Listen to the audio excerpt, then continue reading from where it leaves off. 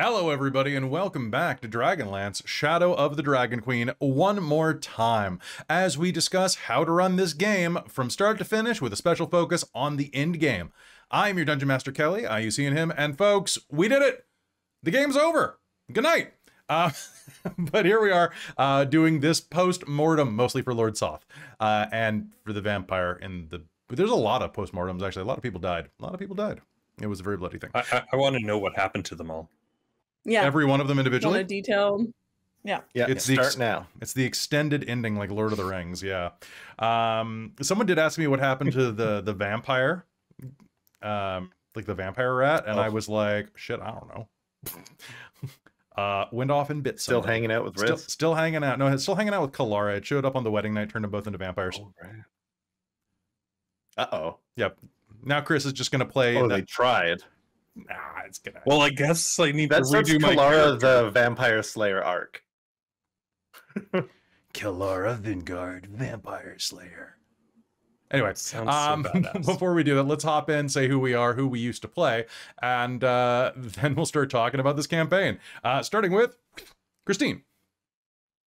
Hello, I'm Christine. I use she, her pronouns, and I used to play Kelara Vingard, our human cleric of Mystical. Aw. Over in the corner, we've got Chris.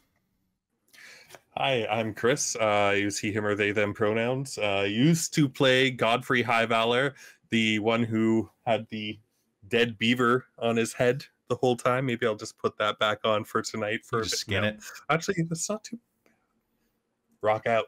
Now you're used to it. Now you're used to it. Right, but I'm gonna hate it in like 2 minutes. Godfrey starts a metal band. Sorry. There we go. All right. Godfrey starts a metal band. All right. Epilogue over. All right. Well, down beneath you, we've got another metalhead. It's Robin. Hi, I'm Robin. I use she, her pronouns. And I used to play Rizira Moonbrush, our Kendor swashbuckling rogue, who Say it right. in a final swashbuckling rogue. Thank you. Rogue. And who, you know, in her final act has decided to also borrow the title of Word of the Year. Because Oxford Dictionary announced their word of the 2023, and it's Riz. Fair. So, you know, I'm very happy the fact that it's the word of the year. Because it's right. Riz. The word of next year is Cal. Hello.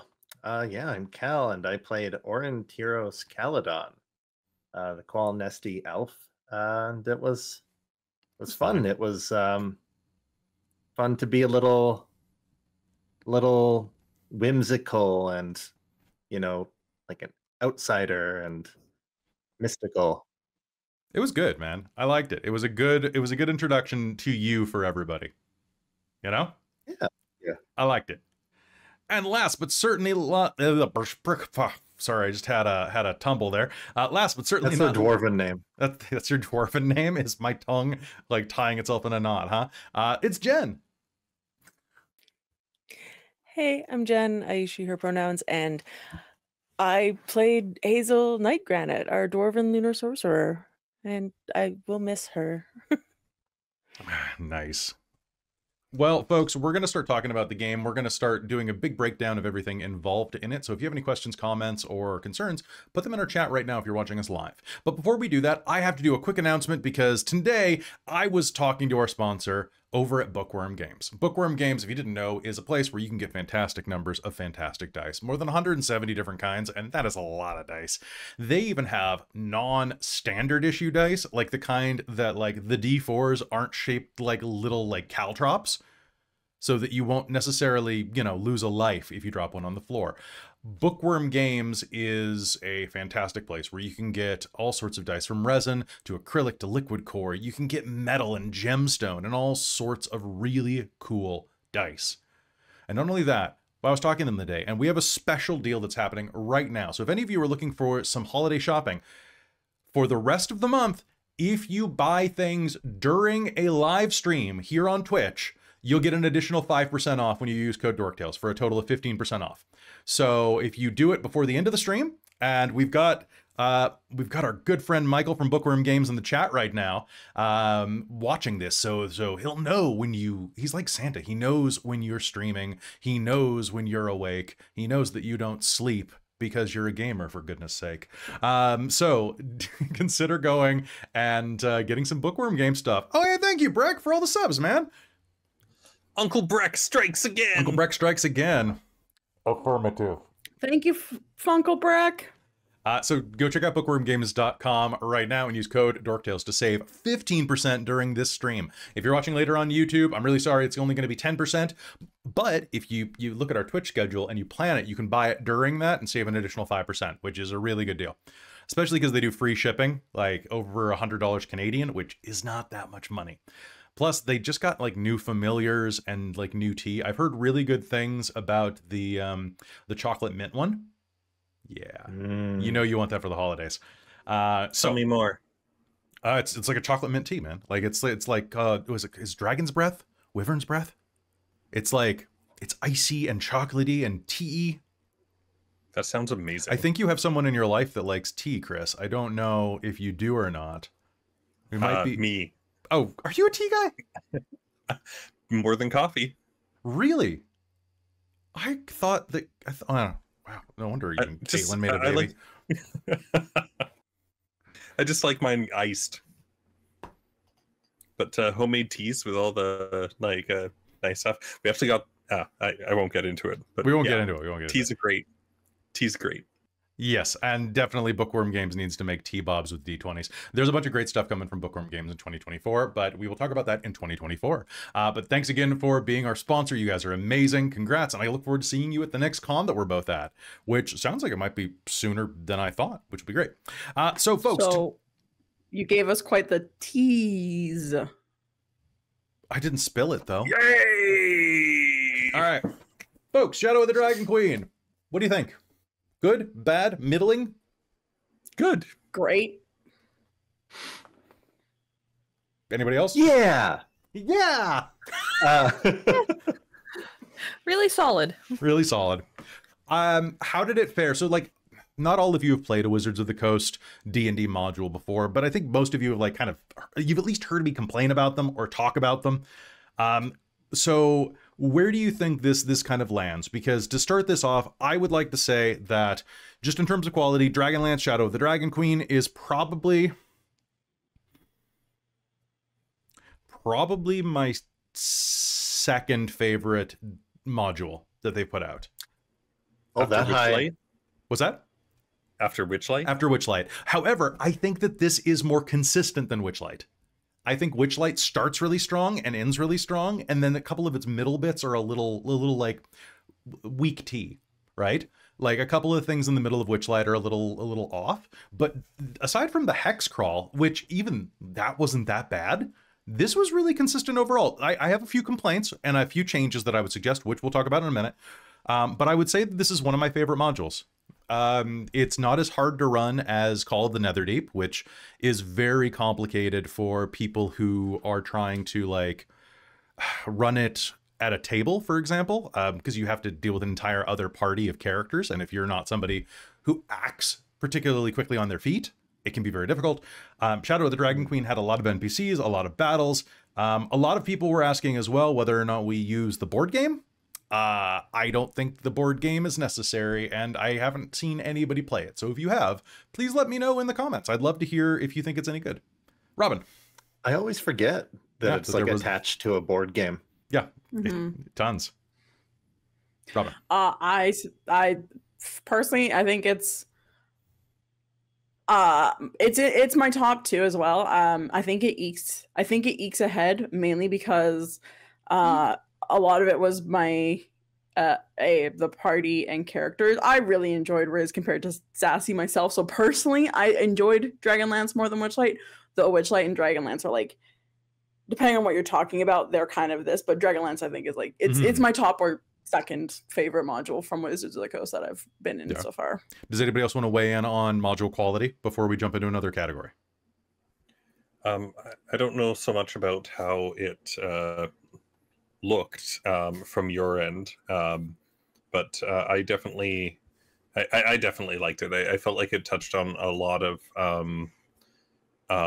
a little bit of like a lot of nostalgia factors, like especially with the name drops, the different characters, and having like a little bit of a background on some of that. The world itself, it was like great to actually like be involved there.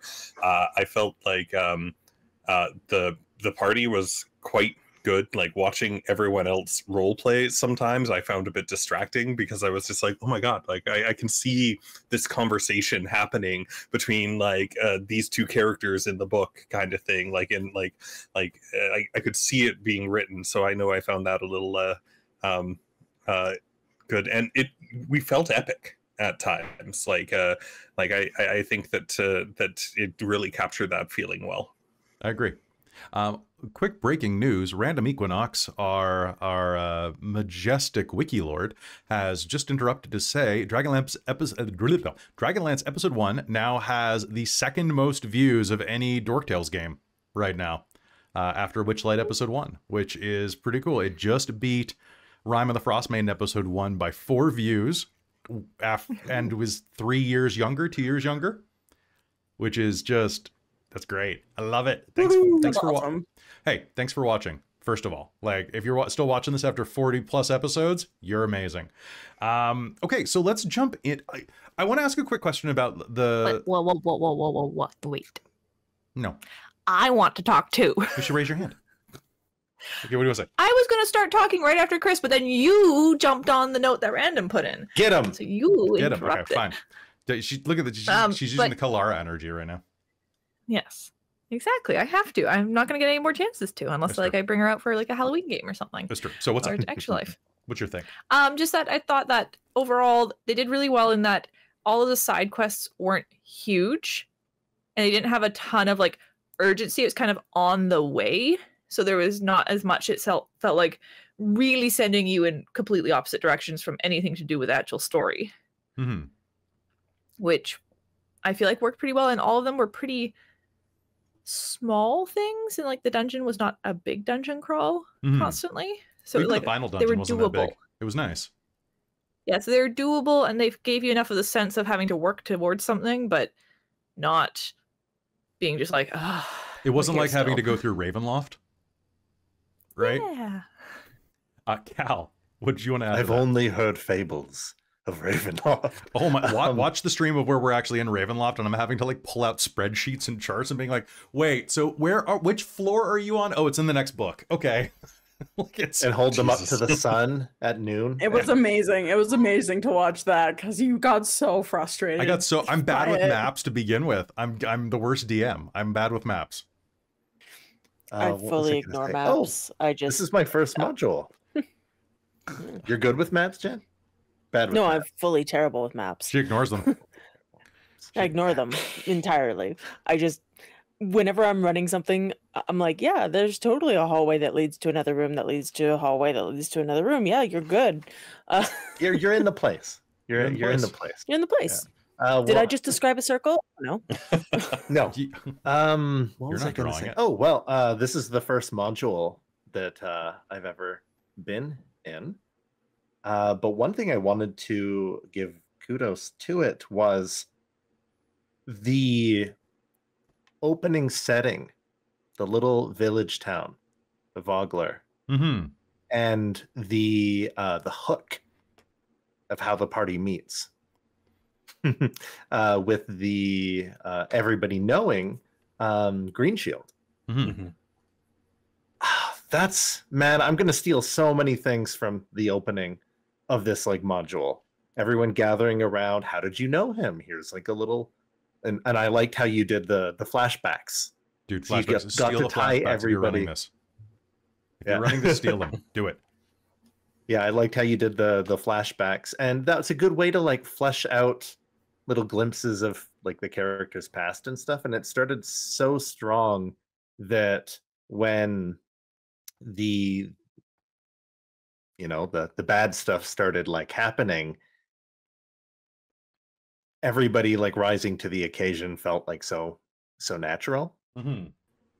And yeah, I thought the intro, I don't know how most intros to most modules go, but that's hit or miss. Hit or miss. So it feels like this one's 10 out of 10. So Call of the Netherdeep, you all are an existing party that are at a festival, and then you win it and some bad stuff happens. Witchlight is you all show up at the Witchlight Carnival for various reasons, and then stuff happens. That's actually a pretty good one, to be honest. Then Planescape, Turn of Fortune's Wheel is actually really good because you all wake up dead. You all wake up in a morgue together, which heck yeah is pretty great. With amnesia, it's great. It's the first game where you're like, oh yeah, I don't have to have a backstory for my character. Yeah, I don't know. Phandelver and below, you all are hired or transporting, like, or being a transportee to a little village town, which is pretty standard, really. It's Lost Mine of Phandelver, so that's kind of, it used to be the opening module for all D&D, so that makes sense. Rime of the Frost Maiden, you all meet up because you're in a horrible nightmare snowscape, which is okay, but you need the right music to make it work, really. Use Alexander Nakarada's Cold Open, or Cold, yeah, use that one. And then, what was the other one we ran? It was Witchlight, and then I'm forgetting one. And Candlekeep is just weird because it's like a dozen different stories. Spelljammer. Oh yeah, Strahd. Curse of Strahd is Strahd hates you. Welcome to Strahd.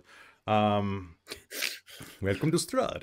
So yeah, it's honestly, it's the most emotional and most impactful, which is kind of that vibe of Dragonlance, right? Because it's supposed to establish that you're all either companions or have that kind of companion relationship to someone else. And if you're running this game for yourself, absolutely steal what we did. Have the characters develop who Ispen Greenshield was, and use flashbacks. And use them progressively through game. I mean, you have a magic shield of his in a very low to medium magic setting. At least at first, it's a very low magic setting, aside from the mages, right? And we kept that magic item for the whole game. You did. It was a good magic item. Which, kind of speaking on to that, yeah, the one thing I found kind of odd about this module, it is in the Dragonlance setting, that there was so many magic items. Like, I've had more magic items than I've ever had for a character. Okay, so let's jump into that then. So, in terms of this as a setting book, because unlike Planescape or Spelljammer, they didn't release like a 3-book set that has like a setting guide and then a module in it and then like a bestiary. What they released was this, which has a little chunk at the beginning that says, this is what Krynn is, and then kind of tried to do it, and then put a bunch of things in there that kind of try to vaguely dissuade people from playing different lineages and races from outside of Krynn, right? So for example, there aren't any tieflings in Krynn, unless maybe if you made a deal with a demon or something, it could probably happen. But there aren't like tieflings as a thing, right? And magic is not really supposed to be much of a thing in Krynn unless you are one of the mages. The mages are the X-Men in many ways. Like they have a special school. They are persecuted by the normies. They have to band together. There's a bald guy in a wheelchair. Music. Yeah, they've got rad theme music. Patrick Stewart's there. He's like, "You shall not pass." But that's okay. Well, that's Magneto. But so like, or is that Sean Connery? You shall not pass. That's Ispen. Do you pass or pass? So, and then they give you a ton of magic items, like a ton in this one. They give you more items in this than I believe they give you in Rime of the Frost Maiden. They definitely give the fighters more things in this one. There aren't nearly as many magic items for casters in this one, I found, which is weird. There should be, like, Jen as a caster primary, and I guess also to Christine and Cal as divine and secondary casters. How did you feel about the magic items you were given? Because there were a bunch of scrolls at the end. I routinely forgot I had them. Yeah, fair. I'm pretty sure I didn't use my +1 wand ever. And they didn't even give you that. I gave you that. Yeah, you gave me that. God. And I didn't. I used the drift globe a couple of times, The drift globe was handy. and I had a scroll of fireball at the end.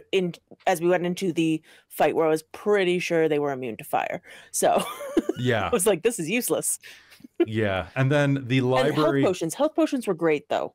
Yeah, Those I were will useful. say the health potions were nice. The health potions are the one thing that I would really suggest you keep in the game and maybe have more of them, because this is a rough game. Also, if you have the table brain to do so, meaning that you have the extra memory to offload onto another task, have an NPC, have one of the sidekicks show up, because having Levna or having the Kender in the Book of No One's playing a Kender, really useful. Really useful. When it came to magic stuff, I don't remember what gave me the wisdom boost. The wisdom boost was given to you by Paladine, if I'm not mistaken. Okay. So that was was fucking amazing. That was a me thing too. Because you almost never beat my DC for my saves. Nope, got real close. But and I guess, would you consider Ispin's shield and like the dragon scale armor magic items? Ispin's shield was a +1, so it does count as magical. Okay. So yeah, I would consider, like, I loved my magic items because it made me really hard to hit with an armor class of 21 before Shield of Faith. Mm-hmm. And that was even having given up heavy armor proficiency at the beginning of the game. Which I did find I never really used that after the first few levels. The help action bonus thing that came from another cleric class. Because I wasn't getting close enough to do a weapon attack. For the most part, I was doing other types of attack. I was more likely to chain a cantrip with a bonus action like Shield of Faith or something, or Healing Word, and that was far more valuable. I loved how many feats they gave us, though. I was going to ask you for that. So Yes. I was talking recently to some other streamers, some other actual play people, and I asked about a feat from Bigby's, because there's a background that gives you a feat in Bigby's. Bigby's Book of Giants, or Bigby's Glory of the Giants. And there was a little bit of discontent there, where people were saying that Wizards of the Coast was doing too much power creep by adding these backgrounds that give you feats, and having these, like, all of these games that are like, oh, you start with a feat, and all these, because like Wizards is kind of adding a bunch of those, like, newer things are better than older things in a lot of their products, it feels like. They're turning a little Pathfinder-y. Though they're turning a little Magic the Gathering-y. Is it? Okay. But yeah, basically. But like, what do you guys think of that? Do you think that the extra feats were good? Do you think they made the game too easy? Do you like that type of thing? Because I always enjoyed that with Pathfinder when I played Pathfinder 1E, right? Because you would get like starting feats, you would get starting traits, you would get things that would make you special. Yeah. I like the option of, at the very least, a starting feat. Because as somebody who, this was my first real time playing 5e, like for any length of time that wasn't just a one shot. Yeah. And coming from 3.5, I like the customization you can do in 3.5, and 5e felt very stagnant and simple. Sure, like it was designed to be, which is fair, but it felt like I couldn't do anything with my character. Now with Dragonlance, I'm not going to say restricted, because I enjoyed the fact that I had the choices made for me, but I got mage feats based on what I was doing, right? So, which were great. They gave me spells. I had so many spells. You had a ridiculous number of spells. What about I mean, when anybody people ask about starting feats, it's one extra feat that you get when you like think about how much you level up. And they do restrict it, so it's not like you can go and take like Polearm Master or something. Polearm Master, Warcaster. Like it's not any of the like strictly combat ones. It's stuff that either like Kelara took Chef, didn't you? Yeah. So it gave Kelara a background. I forget what I took for Riz. I think I took. What did I take? You took the modified custom Kender bag feat that I made. Oh right, I took the Kender feat that you made, which was lovely. As the chat is saying right now, Mouse is just saying that they nerfed Kenders too hard, and it's true. The original first the Dragonlance unearthed arcana for Kenders was much better than the final result. Yeah. I think that when it comes to the bonus feats, I think it was fantastic, to be honest. One, they either were tied to your background, which was a fantastic way to do it. I absolutely loved like how much that they made sense with that. And some of the almost all of the ones that bonus feats I took were combat related because Night of Solamnia. Yeah. But the other thing that I liked is the ones that you could take, as we were saying, like Robin was saying, were restricted, and some of them are ones that people don't often always take. And you know, there definitely are some feats that are better than others, and I saw it as encouragement to take some of the more flavorful ones for building characters. So as long as you keep that kind of a thing in mind. The other thing with extra feats and everything, like I know everyone's always worried about the balance and whatnot, but you know, even when everything is perfectly natural, you still get players who do creative things, that think outside of the box, do crazy stuff, like different spell interactions. And you know, it's like you guys beat the shit out of Lord Soft by hitting him. I was gonna say, look at our party. Our party was that we bullied him. You bullied him. You're like, get out of here, and like kicked him out. You of literally his own pushed room. him around. All right. You can kind of like, yourself. You can play around with it a little bit, and you got to adjust things no matter what kind of a game you're going into. You got to adjust it for your party, and you know, knowing what they're going to take and that they have a couple of extra things. You know, it's great because it makes everyone feel empowered, but it also sometimes means you don't have to pull as many punches or any at all, or can be a little harder on them, include another bad guy. And you know, even without doing that, sometimes you got to play around with the encounters anyway. And so be flexible. And like, it's everyone likes feeling like they're having fun. And I find that a lot of those choices that aren't always optimal, when you have more ability to select them, you don't feel like you have to choose the optimal thing, which was an issue that I had with some of the Pathfinder stuff so in the past. And don't get me wrong, I love Pathfinder. I do like it, but it's nice not feeling like you have to optimize the whole time. Yeah. Or that you get locked into a feat tree. I like the idea of like more feats, because as is, most games aren't going to get past like 11th level. Most modules go to about 11 and that's it. So you get 2 points where you can get them, or you can get an ability score increase.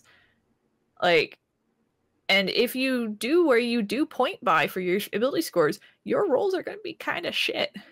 And stuff gets harder and harder and harder to meet, but you're supposedly better and better and better.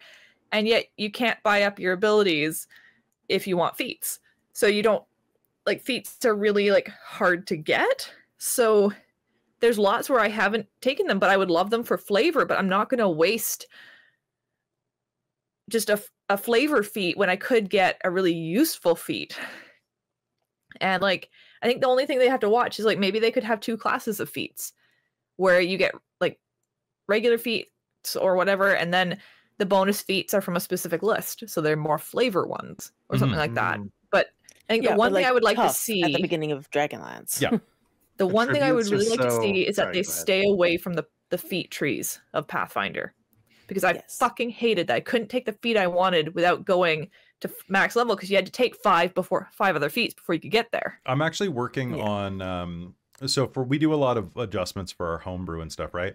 So I'm actually like, basically whenever I'm driving, I'm thinking about like a lot of gaming stuff, because it's all I do with my life these days, because it is my job. But I've been thinking about different ways to kind of add half feats to our homebrew games as you level up, so that you can specialize in things, and then just hit you guys with harder enemies. I think Cal might have great ideas to bounce off with. Him and I have actually talked about this kind of stuff a lot. Yes, Cal, let us design games and make a company and make lots of, not money, but friends along the way. I've homebrewed a ton of stuff, and one thing that I'd find that, like it or not, like Christine, you're like 100% right. It's like, oh, I could take this and ooh, I could get Misty Step if I take Fey Touched, and I could do this.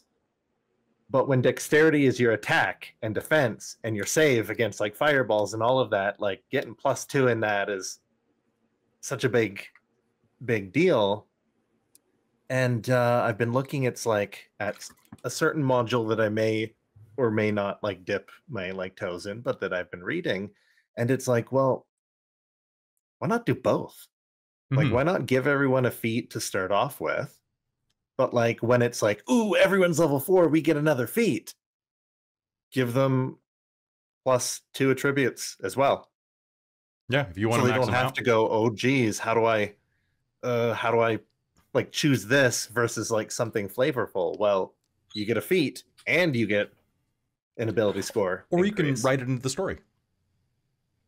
Or you can write into the story. Or maybe at level 3 and level 6, and then like level 10, you get ability score. Like, do whatever you want, and then you don't need to worry about like, oh man, it takes the pressure off. And my character's dumb, and it takes the pressure. Yeah, that is one way to do it. Absolutely, I really like a lot of those ideas and stuff like that. Another one is like, if you want to use point buy, use it, but you know, you don't have to use that amount of points. You can always use more if you want to have like a more epic game, or your players, you want them to like have more of a chance to do that, which keeps everything level between all of the players. So that's what I like about that. Also, there's alternative rolling styles if you're trying to do it. Like, exactly. But most people do 4d6 drop lowest. There's also 2d6 plus 6. Yep, that's another one. Which is one, if you want to have a base of 8 as your lowest stat possible, do that. Like there's also reserve rolls where you do 3d6 and then have like 3d6. You roll 3d6 7 times, but the last column of 3d6 are points you allocate to any other stats. Oh, there's also the like all of the players roll like 4d6, drop the lowest, and they contribute to 1. Like, oh, that's kind of cute. I like that, because then everybody has the same like, stat line but different. Then everyone has the same stat line, but how they use it, allot it, where they allot them is different. There's also I like that one. It's clever. There's 5d6, drop the 2 lowest as well. There's another one. So I'm in a game over on Winter's Tales channel tomorrow morning, for Winter's Tales' big 2-year celebration. And they had a special one tomorrow, which is if you have, so it's roll your stats, but if you roll less than a total number of points, like if your sum is less than, I think it was like 72, reroll, so that you have a minimum number of points on the board. Which I kind of like that too. So like you don't have to do the standard things. You don't have to do point buy. You don't have to do standard array if you don't want to. Honestly, at the end of the day, like you're capped by a lot of things when you're building by that 20, you know? And this adventure, just outside of like the mechanics particular about like how to make the characters, this adventure was supposed to be harsher. Like it was supposed to be. The idea behind like having those 2 extra feats, like 1 at first level and 1 at 4th, was that it was supposed to be a harder style of game.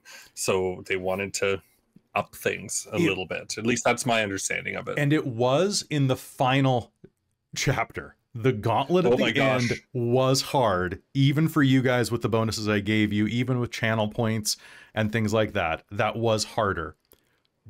But it did the thing. It did the thing that is like, if you want to have your a game be hard on your players, is you have to be mean and not let them take a long rest. Yep. Because that was the thing. It was all about resource management and spell slot management and ability management for everyone, because it's like we didn't know when we would rest next, and you kind of foreshadowed like, hey guys, this might be it for your long rest. I did tell you guys, so like, I would be honest with your players about that, and be honest with your players, because at no other point in the module is it really like that. You can take a long rest almost any other time in the entire game.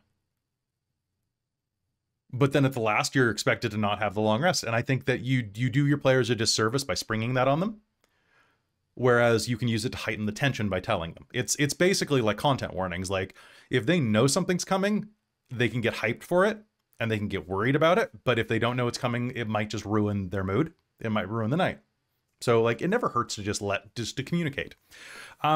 So we have a bunch of questions that people have popped in the chat. We are going to go over those in just a minute. But first, let's do a quick overview of the module and then talk about Chapter 7, the back half. So let's talk about some things that we liked about this going in or things that we would suggest. So when building a character, have a Kender in your party if you can. But make sure your Kender plays kind of like Riz did. A Kender should not be an annoyance. They should be part of the party and part of the fun. Also, do your best not to give them too much grief for their sticky fingers. Okay? Because that can be... Oh, dog. That can be frustrating for everybody all around, especially the player. Dwarves like definitely lean into these setting things. Dwarves are generally not magical, so that made Hazeal stick out like a sore thumb. Elves are very aloof and strange. Like they are not often around human settlements. And the half elves that are there are usually born from unfortunate circumstances because it's a war setting. That said, talk to your players about what levels of war settings you want to allow, because some people want Game of Thrones and some people want, you know, Star Wars. And there is a vast difference between those two types of war. The Knights of Solamnia are great. I can see a lot of people going into this and not playing them as knights, which can work because the Knights of Solamnia have fallen significantly since the Cataclysm.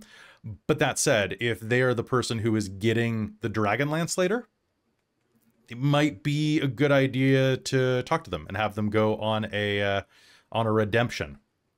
Redemption especially after getting it, like trying to be worthy of it. If you have mages and one of them is a black robe, remind them that black robes need friends too. And that just because you're evil doesn't mean you don't go home for the holidays.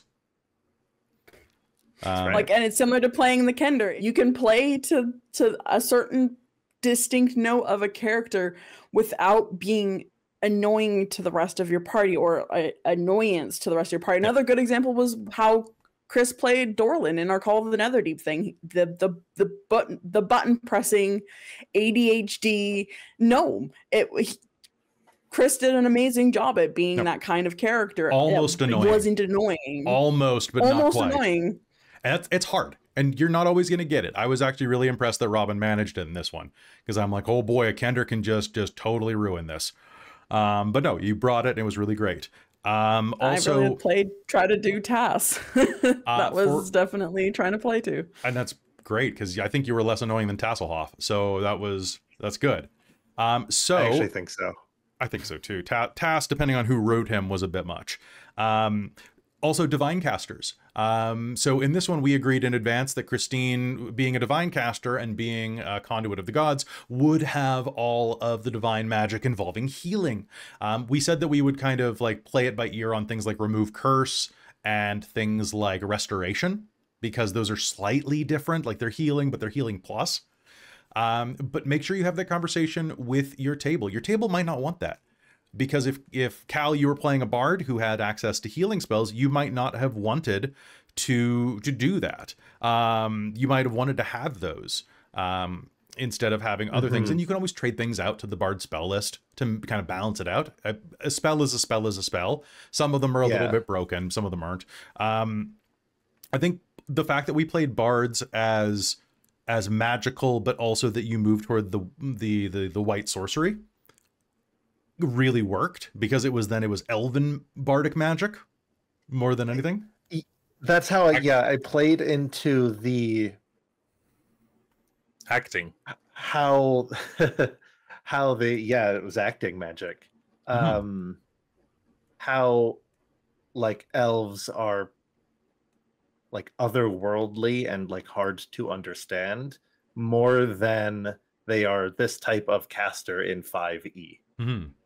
Right, like, and not worrying about healing does two things that are positive to the game. Mm. One, you have your like healer, which is interesting because you know, like then things are on them. They might be targeted. There's a certain story element towards it, rather than it just being, oh, this is another cleric. Yeah. Like in a D&D setting, it's just like, oh, there's 150 clerics in Baldur's Gate.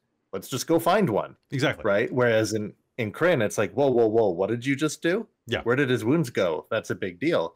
And then it also opens up things for the bard to be like, oh, I don't need to worry about taking a little heal spell here or there. I can go nuts and which a lot of bards end up them. being the de facto healers of groups without clerics. So that is something that can be really a lot of weight to carry for a bard who might want to be the more flirty chaos bard, you know, the one who wants to use shatter all the time and charm people, but ends up spending all their spell slots on healing. I've seen games like that. They're not as much fun to those type of players. So let's talk about the setup for this, since we're already getting into it. So looking at here, the Dragon Queen's threat. So on page 40, we start talking about the setup for the module. It talks about the Draconians. Draconians, of course, being the corrupted eggs of good dragons. This has been a point I've seen a lot on forums where people say that, oh, my character wants to play a Dragonborn. So they want to be a Draconian, but they want to be one who's either good or one that didn't shift fully or something like that. Great, do it. Do it. Change their traits if you want to, adjust them for flavor, homebrew the hell out of them. Have fun with it. It's totally customized lineage. It's a customized lineage. Yeah, you could just use a Dragonborn. You could say that it was a corrupted chromatic dragon egg, and you just say that's the invert process, right? You're a Bizarro Draconian. The prototype. Yeah, exactly. They originally corrupted good dragon eggs. They accidentally corrupted a bad dragon egg, made it good. That's the way it works, right? You know, it's like magnets. It's opposite. Totally. Sounds legit to me. Okay. Oh, and then when that player goes down, or when they die, have them do what Draconians do. Yeah, come up with a weird effect. Have them just reincarnate as a Kender. We are going to talk about Draconians in a minute. Beyond this, so Draconians. We'll talk more about them in a minute. But I want to rant about two things right now, because the things on this page are Consaldi Fire Eyes. It talks a lot about her background, but then says this. Consaldi is the ultimate villain of this adventure and confronts the characters at the climax of Chapter 7. That's not the way a climax should work. There's no climax if you have not, you can't have a climax with somebody you just met. You need a little bit of buildup, folks. Yeah, we need to get to know. I like to know my bad guy. Like whenever you say Consaldi. Yeah, we had a bit of taunting at the beginning, and that was it. Like she sent you a love note, and then boom, climax. She and texted us and called us losers. I'm gonna be honest. Like, who are you? I didn't even remember who she was by the time she came around. Right. Even the fighting the dragon that Salamir killed. It was just like, okay, that's personal. That ties into the story. I love that she came back. I love that Cara Varlix came back. That was great. Every time something like that happened, it was like, oh fuck, this armor was a bad idea. I love that you took that armor and that was good. My only regret about Cara Varlix is that as I was going into it, I misread the text wrong. She's supposed to burst out of the ground at you. And that would have been slightly cooler. And I messed that up. That was me. That's okay. I had her fly out of the sky, which crashed down. I mean, that's also pretty fucking epic too. It's cool, but coming out of the ground. But then again, how would she have known? Anyway, it's all spectacle. So what I would suggest, if you're running this game, have Consaldi Fire Eyes show up early. How early? Well, if you want to be a real dick, have Consaldi Fire Eyes attend the funeral. Have her start no shit, have her be on the best behavior, have her sit in the background and maybe even break up a fight, maybe even be the one to tell Bakaris to take a walk when you guys go up to him and are like, hey, blah, blah, blah. And she'll just be like, and then she could just whisper in his ear and he could walk off and you'd be like, oh, what did you say to him? And she'd be like, I told him that this was not the time for this. And that if she says that, then anybody who uses any type of thing it won't show up as a lie. It won't show up anything because she's literally there will be time for this later.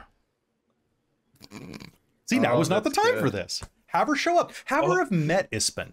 at one point. I know. And then like it's like how did they meet? What was their history? Like Maybe oh my god. she is his daughter. Oh, that would be brutal. That would be brutal. Steal that. I wish I would have done that now. That would have been great. It's totally Star Wars. Or his ex-wife. His ex-wife. Or his ex-wife. Oh my gosh. My wife. My wife. She's like, I'm just here to collect the alimony check and then also destroy the village in the name of the Dragon Queen. Yeah, What and was the then last thing she you said? also has a personal investment in the party because she met them at thing. It's not just some random people who keep screwing up her plans, like, which fair, but like, oh, I love that. I love that so much. Like you do that. Then I you just have a I person. like the idea that Vogler is the alimony payment. Yes. She's like, I'm here for I'm here for alimony. my alimony. Vogler. I'm here I for our like baby, that the because- shield. That's it. That's interesting. Oh, that I could like be that. interesting. That could be interesting that she's there for the shield. It was originally too, a that she red shield, enlisted. you jerk. Yeah, scratches off a bit of paint. Dun dun dun.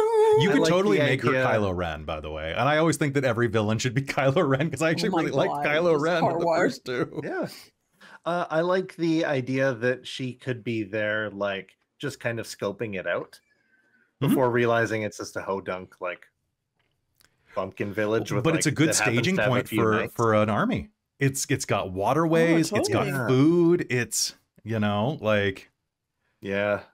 and I think that it would be much more useful to have her there, and then later you can afterwards don't mention the Crimson Eye beforehand, but afterwards, if you talk to her there, she's like, oh, I lost it in battle. It's a long story. It's too bad Ispen couldn't tell you. Maybe Ispen took her eye. Right? And Because also, like, there, if we have that, like, slightly, like, oh, you get to know her, and then it ends up that she betrays, you have much more of an investment in her, and then you can sprinkle her name every once in a while in the campaign, and it'll just get the blood boiling in your party again, like how that fucking ghost guy that took over Riz, when he came back at the end, it was like, Karnak, oh, you motherfucker. How do we put this guy away forever? Whereas when in the middle of the campaign, it would be like, oh, wait, who is the bad person that's head of this again? No, not the Dragon Queen. That's like the god. No, not Lord Soth. That's not the ghost. Right, Consaldi. oh yeah, the Karen with the red eye. Yeah.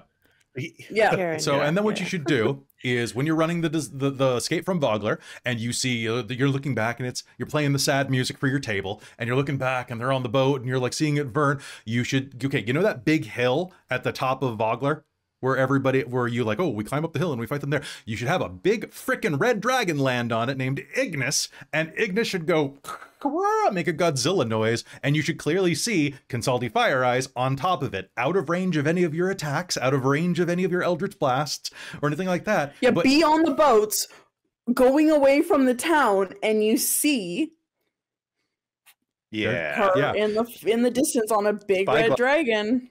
You got a spyglass. right? And maybe I think you should have her show up 3 times. It's up to you whether or not you think that pinning a note to a falling shadow dragon is enough of, or a death dragon is enough of a hello.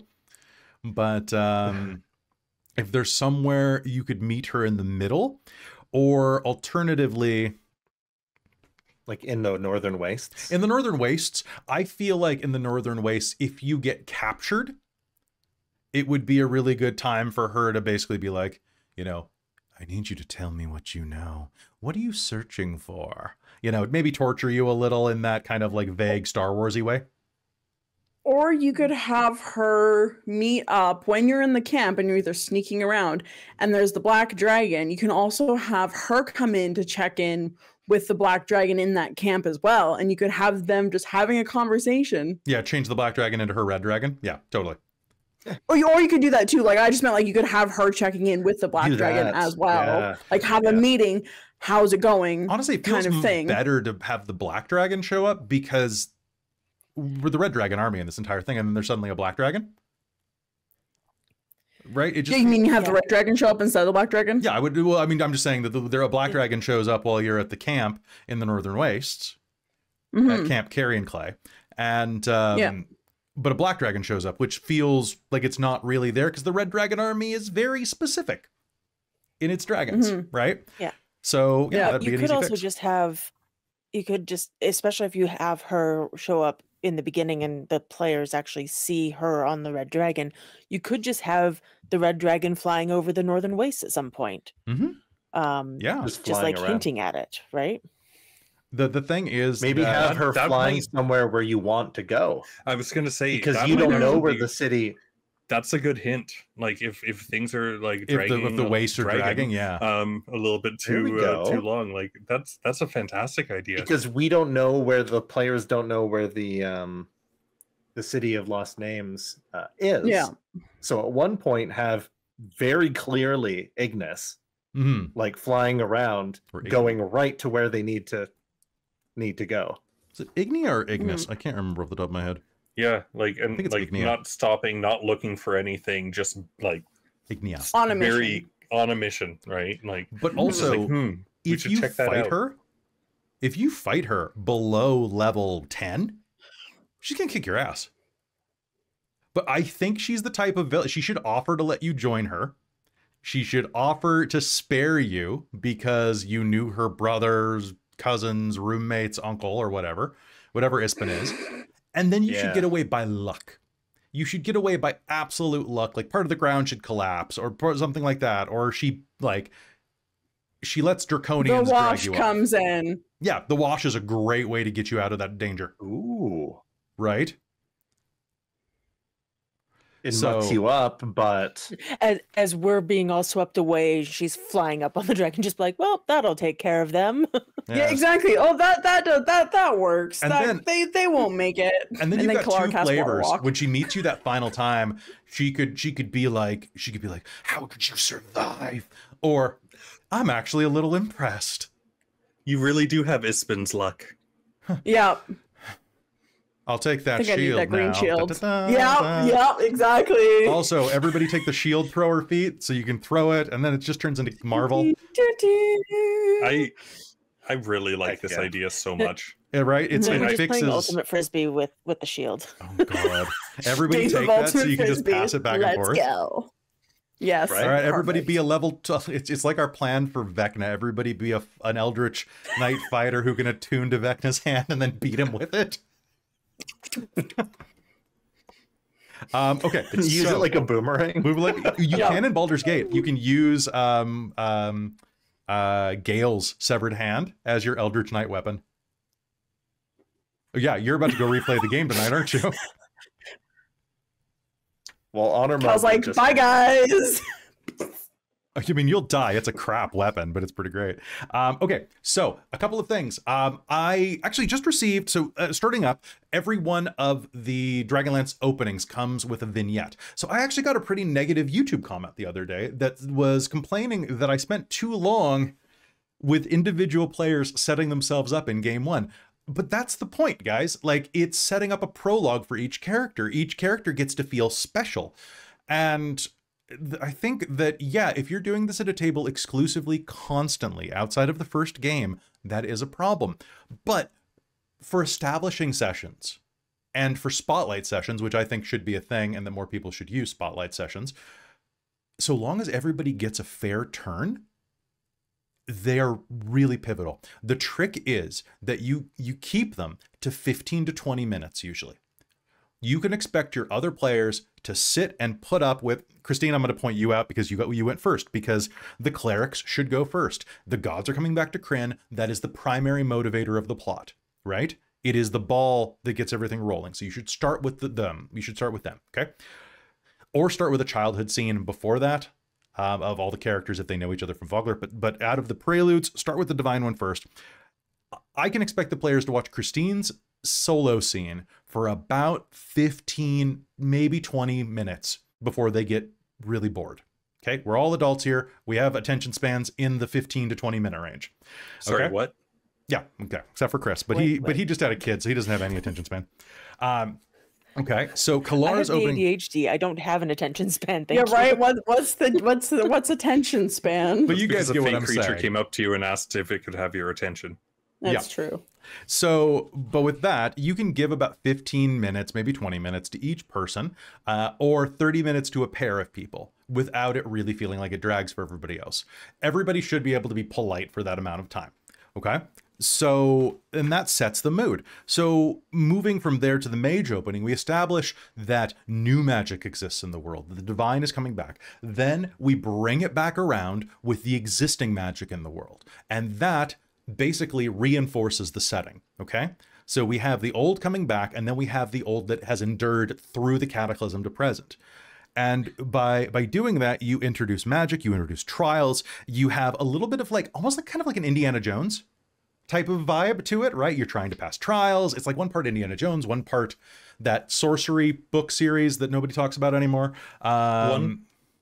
One thing I want to interject, sorry, yeah, please. is if you are not used to doing this in your own gaming group, doing spotlight sessions or like introductions like this, where it's pretty much just the DM and one person for 15-20 minutes or so, make sure to let everyone know that is what you were doing, and that everyone will get a chance. Because it's one thing, like, especially if you're dealing with a new group or people you haven't gone through before, or you haven't done this, they might come in with different expectations. And it's like another reason why like session zeros, like, and making sure to talk to everyone are great, and have this be one of the things that comes up in it. Yeah. Don't just spring it on somebody. That is true. That is very true.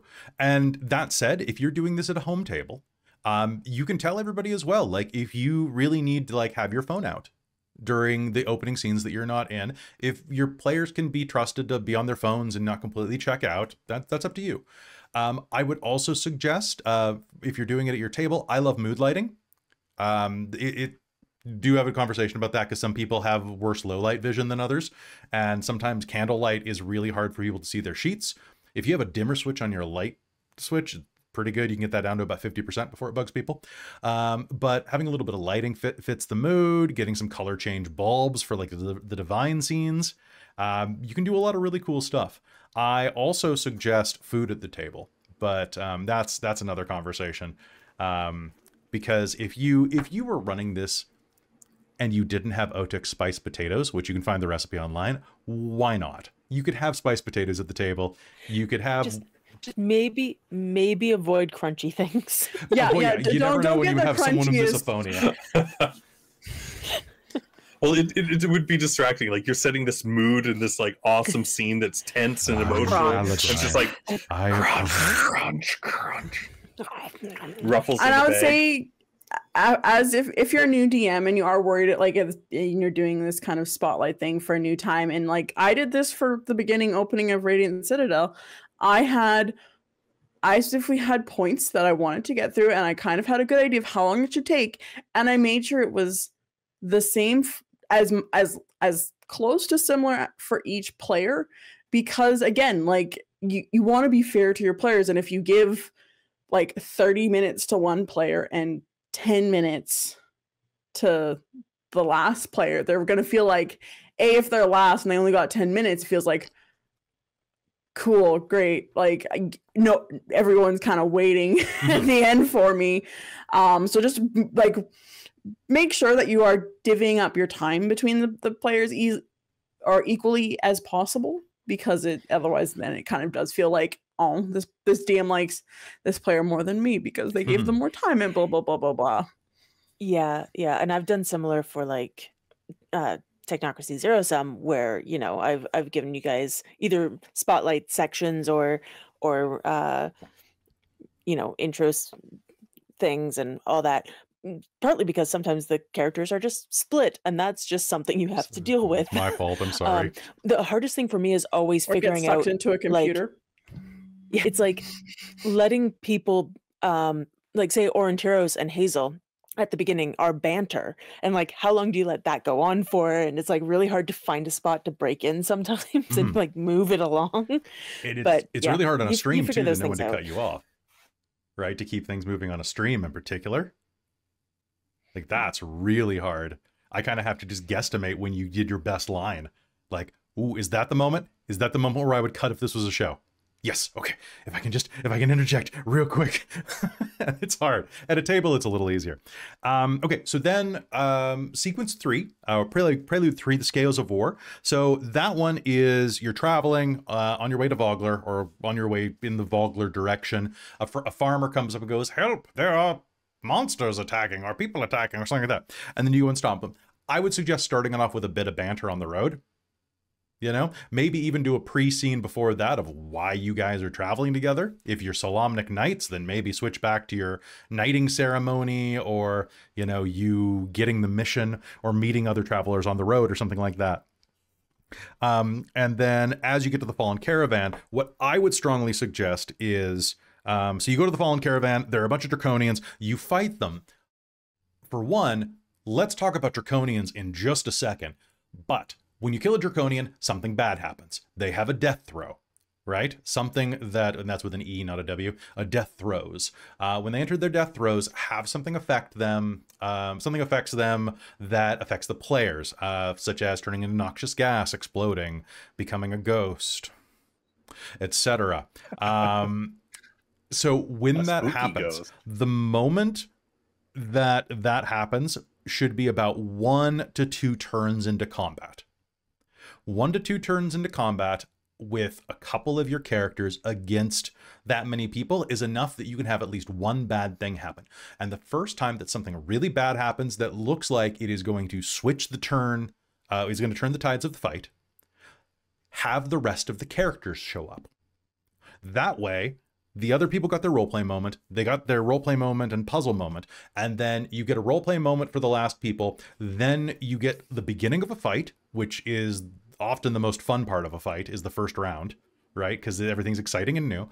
But then you get to fold the new characters in, establish camaraderie if they don't already know each other. If they do have an existing backstory, isn't that great to see the guy that bullied you in 3rd grade show up and like kill a kobold for you?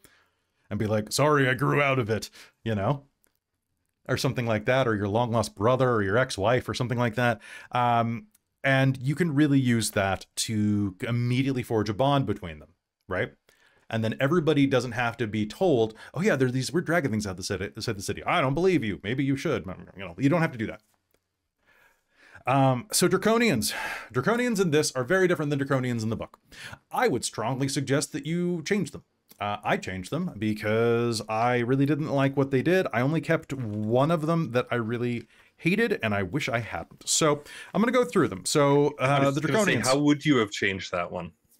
Well, so let's go through them real quick. So Aurak Draconians are the gold ones. When they reduce to 0 hit points, they become a ball of lightning. Keep it. They're great. They're great. They're dangerous. They're full of magic. That feels right. Baz Draconians, however, when they are reduced to 0 hit points, they turn to stone and release a petrifying gas. And that,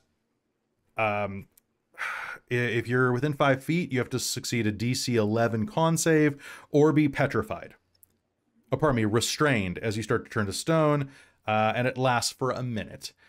I kind of like that, but at the same point, it also completely takes you out of the fight, and it's not as good. In the novels originally, they just turn to stone primarily, and they trap your weapons inside. I think that that's great. I think that that should be. If you're a bunch of starting level characters, you don't have a magic sword. You don't have anything that is going to, you know, anything that you're really going to sorely miss that they can't just find laying over there on the dead Solamnic Knights. And if there is a family heirloom that they're carrying, they can get it out. It just takes them a while, right? It's just that anything that is not plot relevant gets destroyed. You're like, oh no, you took their dagger away. Who cares? There's 6 daggers right there. You know, if you ask, is that a special dagger? No, then it broke. So I would give a dex save probably, or a strength save, probably a dex save to be honest, as you do a killing blow. I would make it DC 12 rather than DC 11 because nothing's worth DC 11. But DC 12, DC 13, and then boom, their weapon is held. And to remove it, they have to make an athletics check at the beginning of their next round, or just pick another weapon. You know? It takes their action to remove it. That's how I would fix the Baz Draconians. If you want to do the petrifying gas, I would make it more more terrifying. Like we kind of did, where Levna got turned to stone and had to have her mouth chipped open because she couldn't breathe, because they don't point that out that here. was Riz that Riz. did that? I thought Levna got turned to stone. Yep. Nope. I failed because you initially made it a strength save to get the weapon out, and Riz does not have a high strength. I rolled bad for that. I'm pretty sure I botched my con save. I'm pretty sure, because you had me like stone up instantly, and so then I think Kelara, was the one that kind of came and broke her open. Your mouth. Yeah. But yeah, no, it was Riz that had got stoned. Fair. First episode. Was it one or two of us that? It was 2. It was 2. Pretty sure it was 2. I thought Levna might have turned to Was it stone too. Levna and Riz? I think it was Levna. I think it might have been Levna. Levna. I think it was So Levna and Levna Riz and Riz. actually, because then I definitely needed the rest of the cast to show up. Yes. Right. Right. Yeah. Bozak This was just Draconians. Godfrey at that point. Yeah, and Godfrey was not quite up to doing it quite yet. Baz Draconians, their death throws are that their bones explode. Keep it. Their I bones like that. explode. Also, Bozak Hell yeah. Draconians aren't in this module very much compared to Baz Draconians. Capac Draconians are the flying red ones, and they dissolve into acid. The acid clings. That's fine. Did we fight those much? Not terribly much. A couple times. They were more in the early game. Yeah. They did a lot of dive I bombing. I remember the acid stone clinging at one point. An injured one Oh. fell in Vogler, and he was blind. Yeah. And kind of like wandered around. Okay, and here's the big one. Sivak Draconians. Sivak Draconians are the big silver boys that are the most annoying thing in this entire module, and they shouldn't be in the module. That is my opinion. You can disagree with me. Their whole thing is that they're big silver boys, and they're shapeshifters. And when you kill them, they become a spectral shrieking version of their killer. It lasts for 1 minute, and each creature within 10 feet must make a DC 14 wisdom save or be frightened for 1 minute of the image.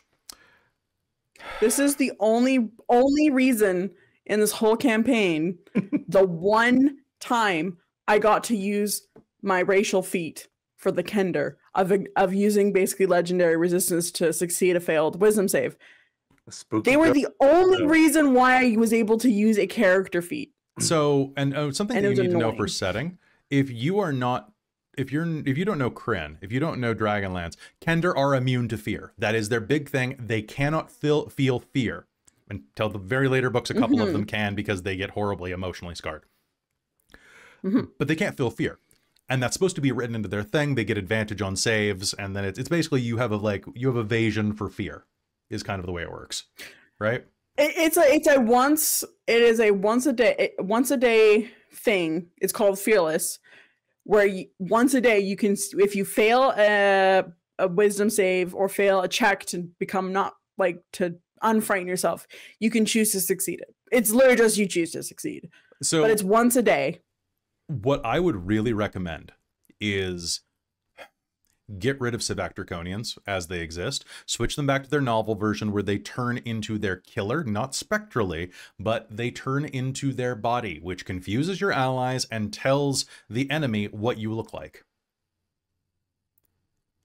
Okay? It does not have a mechanical effect on you. It has a plot effect. If you need a mechanical effect tied to that, you could say that if you touch them after, they turn into you, but if you try to dispose of the body, maybe there's some type of contact poison. In the chat, actually, Mouse just mentioned a lethargy. That basically means that your speed is reduced by half and basically gives you levels of exhaustion or something like that. So they have a contact on them where if you try to get rid of the body to cover it up, then you risk being your energy sapped out of you or something like that. That's neat. Yeah, you know, so that it's not just super easy to get rid of. But as Civeks are written, they are really frustrating because that's the only time that your fear effects really come up in most of the book. There are a few times where, like Lord Soth, he had some fear effects, and some of the undead have fear effects. What I would also recommend is that in this entire book, there is, out of the living dragons in the book, none of them are older than young dragons. Except for the one black dragon that shows up at Camp Carrion Clay. Every dragon should have dragon fear. Especially the first time. Huge. What's that? Wasn't the red dragon huge? The red dragon was huge. It was so there's a note in here that says it is a young dragon but is huge. Oh, okay. I also think that all dragons in D&D should be one size category bigger than they are, because they're freaking dragons. Which is why in our homebrew game, what's the size above colossal? Is it gargantuan? Colossal plus. Yeah, so like all of my dragons in our homebrew games are colossal plus. Like I literally like looked at some of the old Lord of the Rings fan art with what's that name? The dragon that existed before time. The one that's like the size of a mountain range. I'm like, yeah, I want those type of dragons in my game. Because those are boss. I don't even want to think about what they're eating. But I want those dragons. So, but give dragon fear. Because that gives, especially if Kendra's in your party, you have someone who can act. And it is the one time where if someone took your agency away from you, because that is what the frightened condition does to a player, it takes your agency away from you in many ways and makes the game slightly less fun.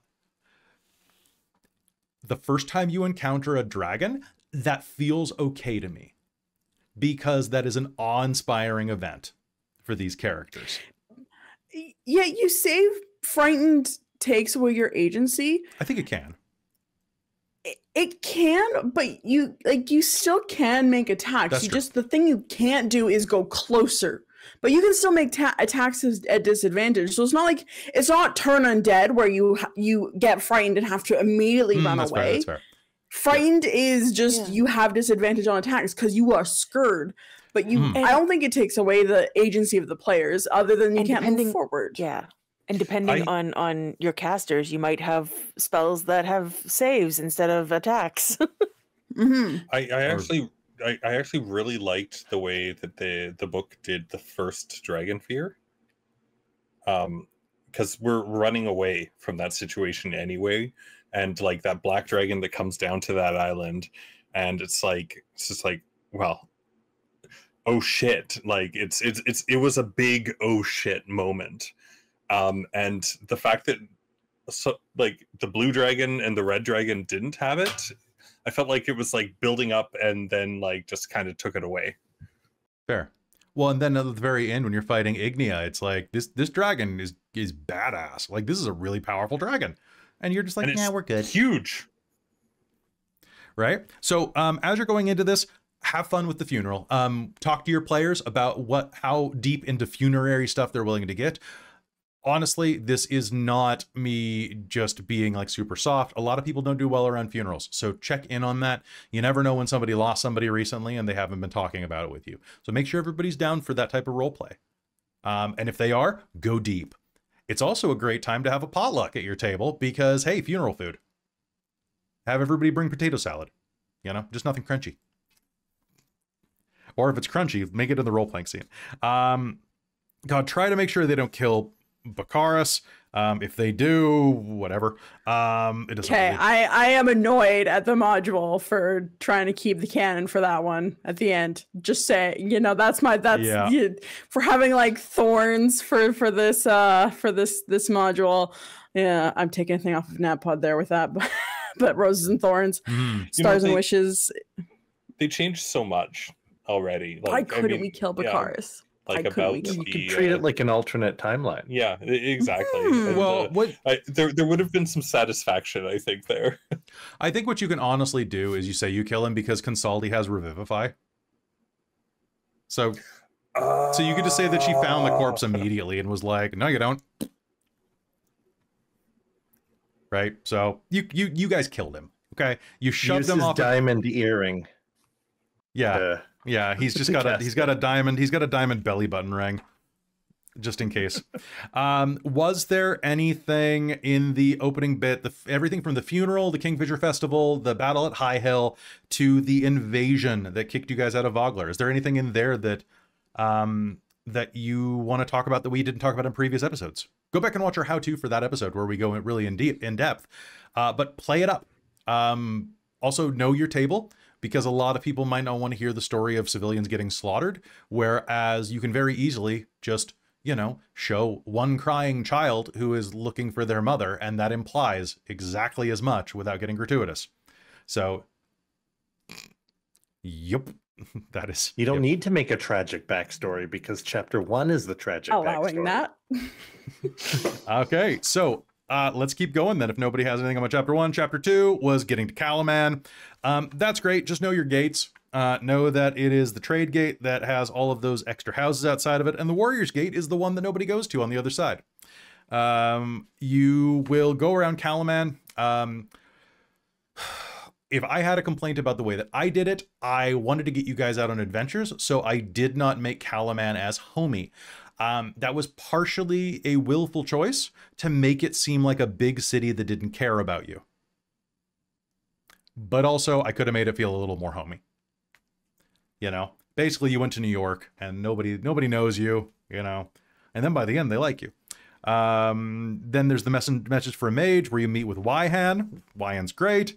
I made her a much worse person than she is in the module. Then Darrett shows back up. You go on your missions. Now the missions were honestly the low point of the module for me.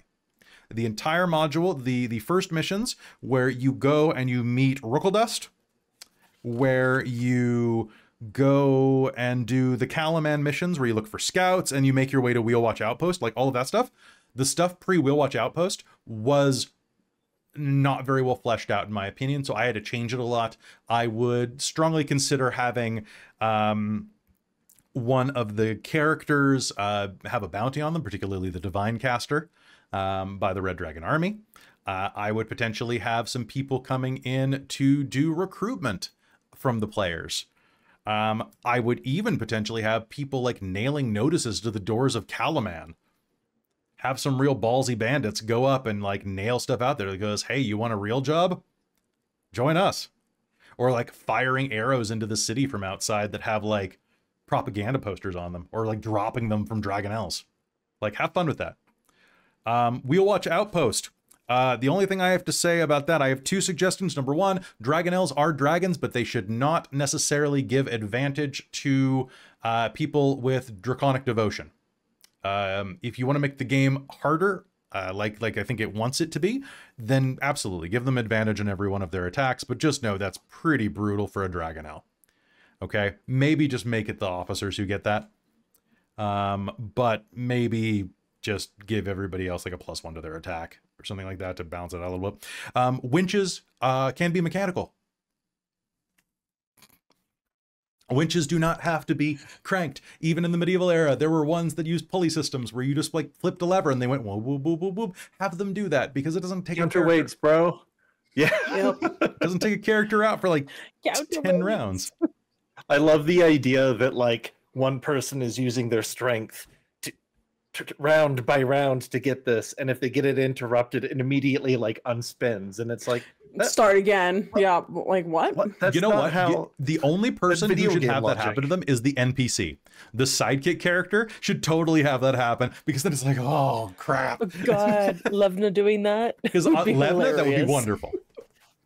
Yeah. That would be wonderful. But like totally taking out a player and then having, as written, all the officers have, like all the Dragon Army Draconians have advantage from the Dragonels. Like taking out a player and then having that's just brutal. That was one of the That was harder already fights such a hard fight.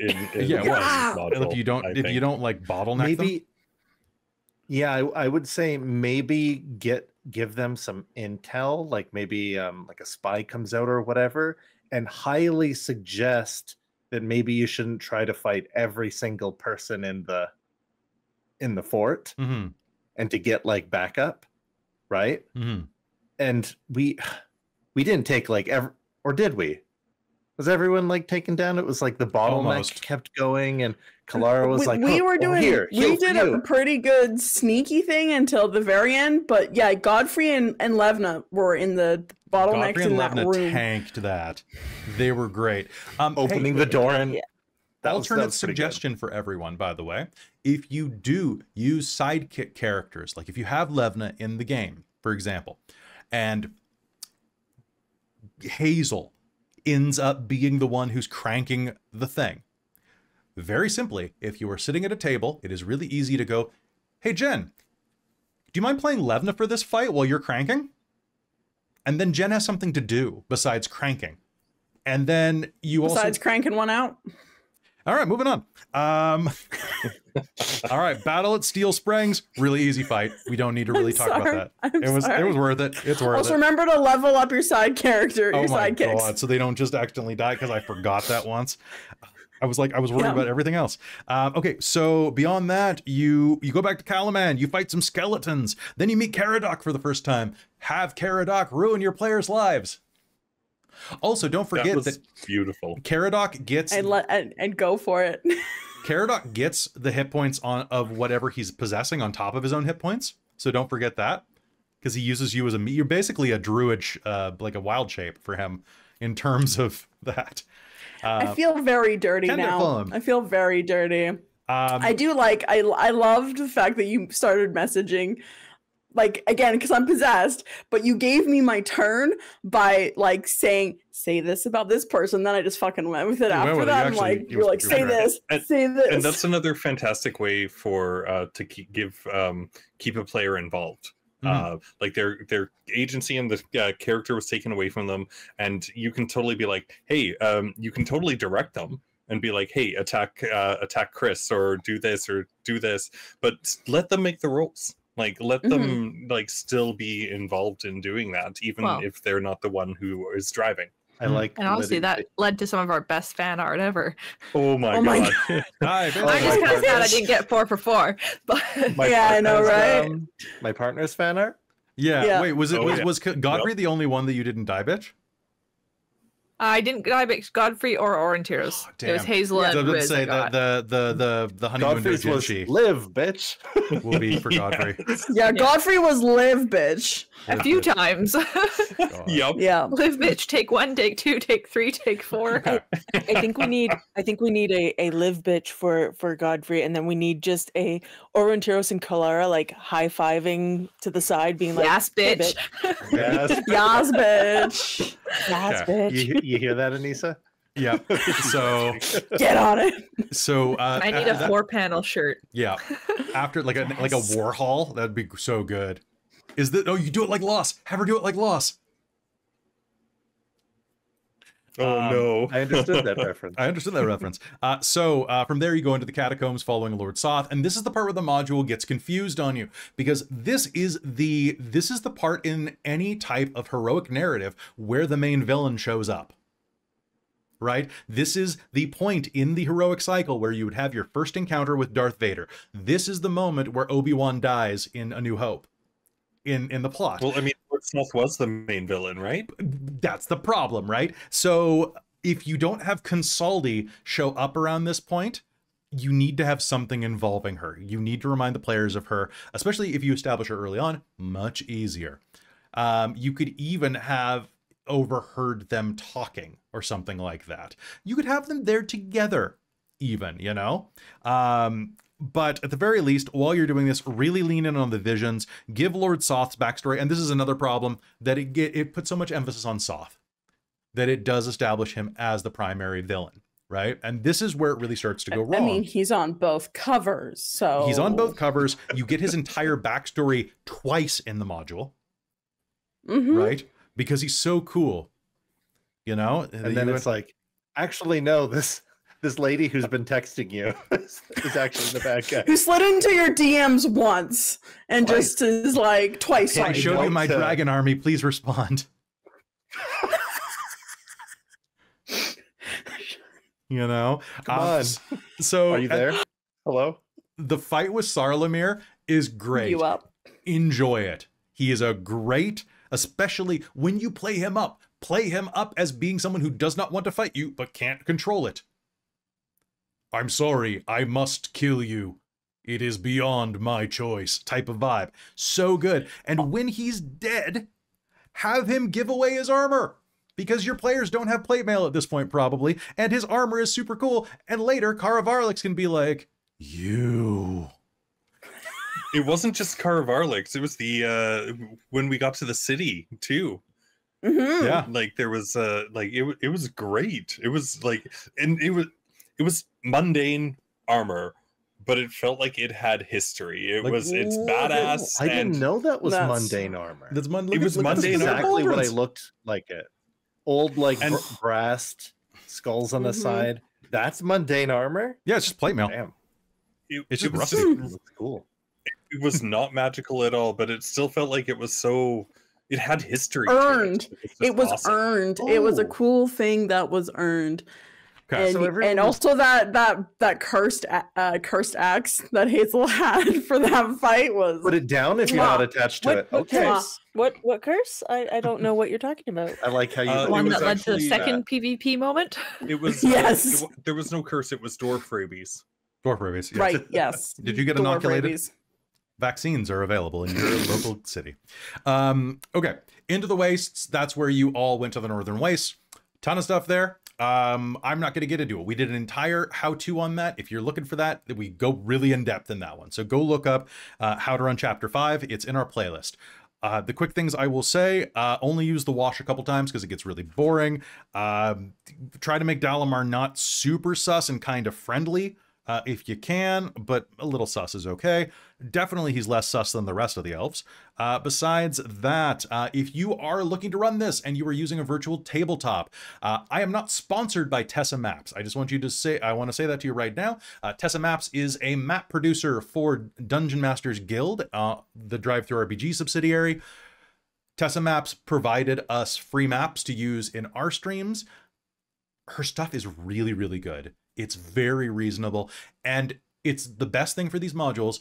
Her maps fill in the gaps. So while you could use the official maps for the big fights, there are tons of random encounters in the wastes. There are tons of little side encounters that can happen.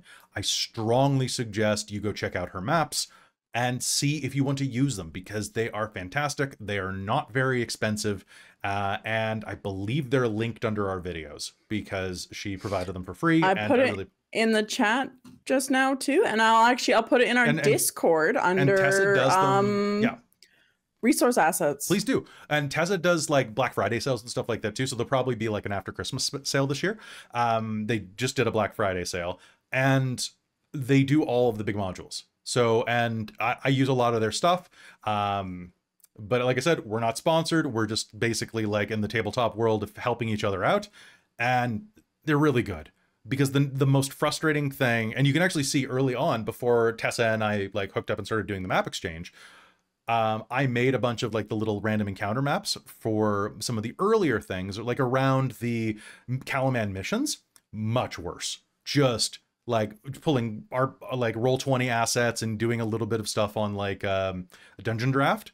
No, it's so much better just to have a pre-made map that gives you some great, she does a lot of great like terrain stuff. So if you're using any type of VTT, strongly suggest going and supporting, and they're not very expensive. They're really not. Okay, Northern Wastes, there's a ton of stuff there. Infect your people with slods. Go to Heart's Hollow, not Vermilion, I'm forgetting his name. Have Lavender. Have Lavender be yes, Robin, remind me later for Panic, and I will ask for those. Alternatively, you could just message and say, hey, I'm with Dorktails, can you send them to his account? Or just remind me. But yeah, so when you're going through there, have Lavender be Christopher Walken, because it's great. He's a great way to sort of provide your characters with weird stuff that you really want them to have that they might have not have had. Another thing that you can do, by the way, is players often miss things throughout the module. But because the module uses milestone experience, it does not matter if they explore everything. Hell, it might be better if they don't, because that can get really boring if they go room by room by room by room by room by room every time, rather than play into the story. So characters like Lavender, who are weird renegade mages, can just be like, oh yeah, so I have this scroll. It's a scroll of polymorph. Would you like to trade for it? You know, things like that. And you could literally just take things that the players missed through the rest of the module, give them to him, and let them trade the coins they're never going to spend anywhere else, because you guys never bought anything because you never needed anything except for rations. And the army gave them to you for free, because why wouldn't they? Because we work All right, for the you're army. hired. Like, yeah. We're not covering your food. Yeah. Right? We're not your mom, right? Battle attack on Wind's End should not be an actual battle scenario. It's like, it's just like you have to get through a door. Like, that's literally the entire battle. So don't do that. Okay. City of Lost Names. The Path of Memories is great. Have fun with it. The only thing I would suggest, really have fun with those dragons. A reminder that if your characters do not speak Draconic, Common may be okay if you really want them to interact with some of these dragons. If not, if any of them took Ishtarian as their language, lean into that, because the more ways your characters can interact with a setting, the better it is for them. Test of High Sorcery. As written, it is a kind of mundane. Talk to your players about what type of Test of High Sorcery they would like, and then recreate something for them. Robin. That's the thing, again, like kind of going with this, the kind of divide between like necessarily like a wizard's module and then actually the Dragonlance kind of canon and lore. They have so many things where it's like no Draconian for to understand or read this, and it's like, but as fans of Dragonlance, that is not a common language that people know. So none of us had Draconic, because why would we? Why would you? And kudos to everyone too. Like, we didn't want to power game that kind of meta. Yeah. Where would the farm girl have learned Draconic? Dragon School. I found these ancient evil runes whispering to me, and you found these golden plates in your backyard. I mean, that's how Hazeal got Draconic. Was the runes whispering to me. Yes, but it was much later. Yeah, because like, whereas I don't enjoy Mary Sue's Sue's that much, so. But yeah, I learned this in like elf high school. It's kind of like, why would you? I ended up Kelly was trying to advise me not to take it, but he ended up letting me take what was it, Narakis, I think. Oh, Narakis never came up.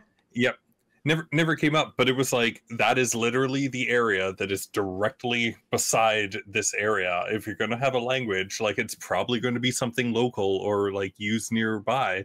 And I was like, okay, you know what, traditionally, like, those are like, that's where a lot of conflict came, so like, why not like pick up some of that language and whatnot. And I'm glad I took it, but definitely was not useful. How many of us took Solamnic? Even though it's technically like a dead, it's like Latin, right? Like 3 of us did. Sure did. Yeah. But I was super pleased when Ishtarian came up. So that was cool. Yeah, that was try cool. to make that The come long up. pun. I should have made Narakis come up. I should have had some bandits talking in Narakis or something. That's my fault. Okay, so then we did a really big breakdown of that. Make the Temple of Paladine special. So one big thing I want to suggest, and I want to hammer this home. At this point, your mages get their special episode for the Tower of High Sorcery, like for their test. Okay, try to involve the other players, even if it's a dream sequence. Let them play their characters, but like put the spotlight on the mage. Okay. And let their choices be ultimately the most important, okay? Talk to your other players outside if you don't think they would lean into that. But I don't think it's any surprise that when you're talking about the Test of High Sorcery, you are saying this is the mage's spotlight. As when you go to the Temple of Paladine, this is the divine, and probably if you have anybody going paladin or really, really honorable knight, that is their spotlight moment. That said, those are 2 really powerful things. You're giving a Dragonlance, which was an amazing boon. You're giving your Test of High Sorcery. I felt personally the Test of High Sorcery should confer a feat or a special ability or both. But then you're only giving it to one person. So look for other ways to make this journey impactful. At the Temple of Paladine, for example, Kelara had a vision of Paladine. Okay. Riz was visited by Tasselhoff. And if you can pull that off, do it. Godfrey got a frickin' Dragonlance, you know, and Aurontiros and Hazeal both got feats and abilities for the Test of High Sorcery. And those things came in clutch. Actually, that actually changed the plot in one place. One of them did. And the other was just badass in general for Aurontiros. The other thing is the occupied mansion isn't really useful. You don't have to run it if the players don't want to run it. And there are other ways in. If you want to make it official, like if you want to make it something that cannot be ignored, then change the password at the door into a magic password that must be uttered, that is being kept alive by that that evil mage inside of the bastion. Because he was kind of a waste. Belafeon is a great fight. Enjoy it. He's wonderful, and I love him. And I loved that fight so much. That was so fun. My only suggestion for the Belafeon fight is double the number of guards in his room. He only has 2, have 4.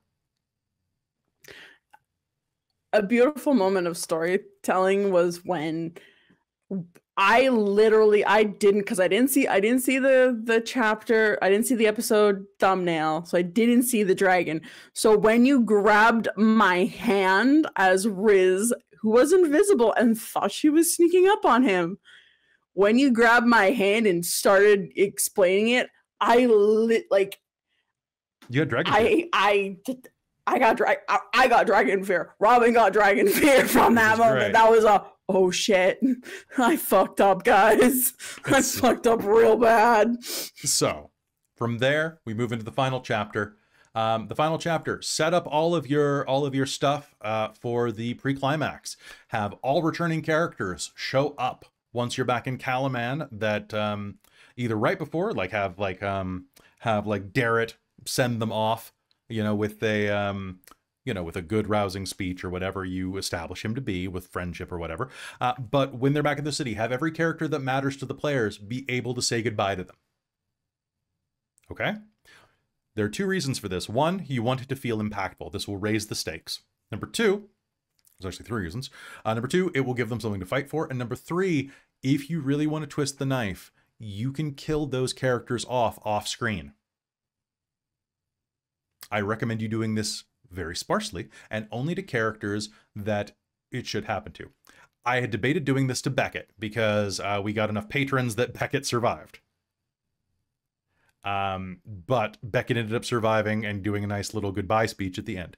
So when you're looking at that, there are a lot of ways to up the drama, but this is your last point for the players to engage with them, knowing that they may not survive. So this is your last chance to do it at this point. Beyond that, you go, you fight, you go up, and that is where we ended our last how-to. So let's jump in on that right now and talk about how to run Chapter 7, the second half. So real quick, you show up in the Undercity. You look around and there's a ghost who says, it's me, I'm the blue elf that was here the entire time. Let me tell you the plot again that makes you think that Lord Soth is the real villain. We'll get back to that. That's going to be the last thing we talk about from this chapter. Okay. You either listen to her or don't. She tells you the plot. She tells you what you got to do so that you don't have to fight Soth. We know you're going to fight Soth, but still. All right. So the blue elf, you go in there. You go into this big statue. The statue tries to melt your mind. It's actually harmless, but why would anybody believe that it's harmless? Because it's the statue of the god of undeath, right? So you end up fighting a bunch of stuff. You then go look for the mirror. There are a bunch of fake mirrors, which is kind of a choice. I don't know why they had so many mirrors. I would just have ghosts instead so that you don't confuse your players with, so not that mirror, not this mirror. It's like having multiple red buttons in a situation where you need to press a red button, So maybe just have it be a ghost. You meet a vampire. He's pretty chill. He's got roommates. It's Staten Island. It's basically what we do in the shadows. So... Where was the third? Where was the third? Where was the third one? It's you. Oh, Kenderpire Part 2. Also, thanks for that comment in the chat right now. That was a very sweet comment. Is it Kitchen Cat? Thank you very much. For somebody who can't be watching Twitch right now because I can't actually have it up. They said, honestly, freezes. top tier content, nonstop content. Love popping in. And I'm like, I like to see that because it makes it feel very validating considering that I stream more than I sleep. Okay, so you meet Lori Wanwillow, the Kender vampire. And you do all that stuff. Then then you get the charm of the Dragon Queen's will if you go touch her statue, which is great. I love it. That's how you got Draconic. And from there, you go up to the final bit, which is the sprint, the Bastion of Takasis. So as you are doing that, there is a whole bunch of fighting. You have to fight 6 Civac Draconians if you go into a war room. I skipped that because I hate Civac Draconians, folks. If you're wondering, why didn't they go into that room? It's because I told them that if you go into that room, I'm going to log off because I don't want to deal with Civac Draconians. I didn't really say that, but they got the vibe. So then you go upstairs. Caradoc goes, hey, I know you guys. Give me a hand with this. And then you go help him. Alternatively, you can just bust through the wall, fight Worston Kern, and then try to put out the fire. I thought that's what you guys were going to do initially, actually, because I was going to have like Soth like drop from the ceiling like Vader, and then you guys have to engage him, and it's going to be a big thing. Instead, you guys went straight to Soth, incapacitated him, fought the crap out of him, beat the crap out of him, and then pushed his head in the mud. Bullied him. You bullied him. You straight up bullied him. Like, honestly, you guys are going to be suspended. We're a zero tolerance stream. We held him upside down. We put him into the toilet. We flushed it. Gave him a swirly. You gave Soth a swirly. I'm almost feeling bad for him. Right? I felt kind of bad for him, and I was playing him. I have to say that my favorite moment of that fight, aside from just the fact that it happened and what we did, but was me letting you know that Hazel's hand had hit points of its own. And so you rolled the fire's hit points. And then I was like, nope, it's still up. Because it got my hit points. It was great. It's ridiculous. So I don't think they figured that out, that there's a lot of spells you can take just to take him down. The only, I will say, in that fight, I did make one mistake, and that's that, Cal, you and I both forgot that cutting words does not affect saving throws. However, anytime that you use them on a saving throw of his, I still had legendary resistances to use, so it didn't really... I figured he had a bunch, even still when it ended. He has 3, so he still had like 1 or 2 when it was over. But you guys just like bodied him. Okay, so after because we didn't use anything that did save, so he couldn't use legendary resistances. Right. We just had to just roll well to whomp him. It was great. It was ridiculous. So from there, you guys beat him. You put out the fire, which is actually really easy to do. You just got to tip it over, or you can throw a Dragonlance into it, which was just badass, and I loved it. Then you have to run. And as you're running, the animated skeleton, larger than any other you've seen, bursts through the crumbling ground, its body still blazing with violet flames. And then Karavarix goes, like, you, Sarlamir, which is even better if they have the armor. Just going to put that out there. Then you land, and after being rescued by dragons, or using Nary crashes, or using Featherfall or Fly, they give you a bunch of suggestions. You can also... Oh, I was going to say, like, definitely encourage the players, like, and have Salamir give the armor to anyone who would wear it. Plate mail. There doesn't, as far as I'm aware, there isn't a better armor. They're probably going to keep it the rest of the game. And I felt responsible for that fight when that happened, which was such a good feeling, like being like, that fight had two of my favorite moments from the entire game. Was the look on your face when the dragon called out your name and you remembered who Salamir was. The other was when Jen used scatter and we forgot about the vampire. Oh god, I almost died. I was laughing. Oh, it was so good. It was beautiful. And Hazel just wouldn't have remembered. I forgot the vampire was there and the icon was on the screen. I was like, wait, how many did you affect? Oh, you sons of bitches, what are you doing? Like this little flaming rat, because it's still the sun. The sun's still out. I was like high-pitched, like a seal laughing, like trying to catch my breath. You had a breath. ball on your nose and everything. It was great. It was the seal of approval. Chris always said, never mind.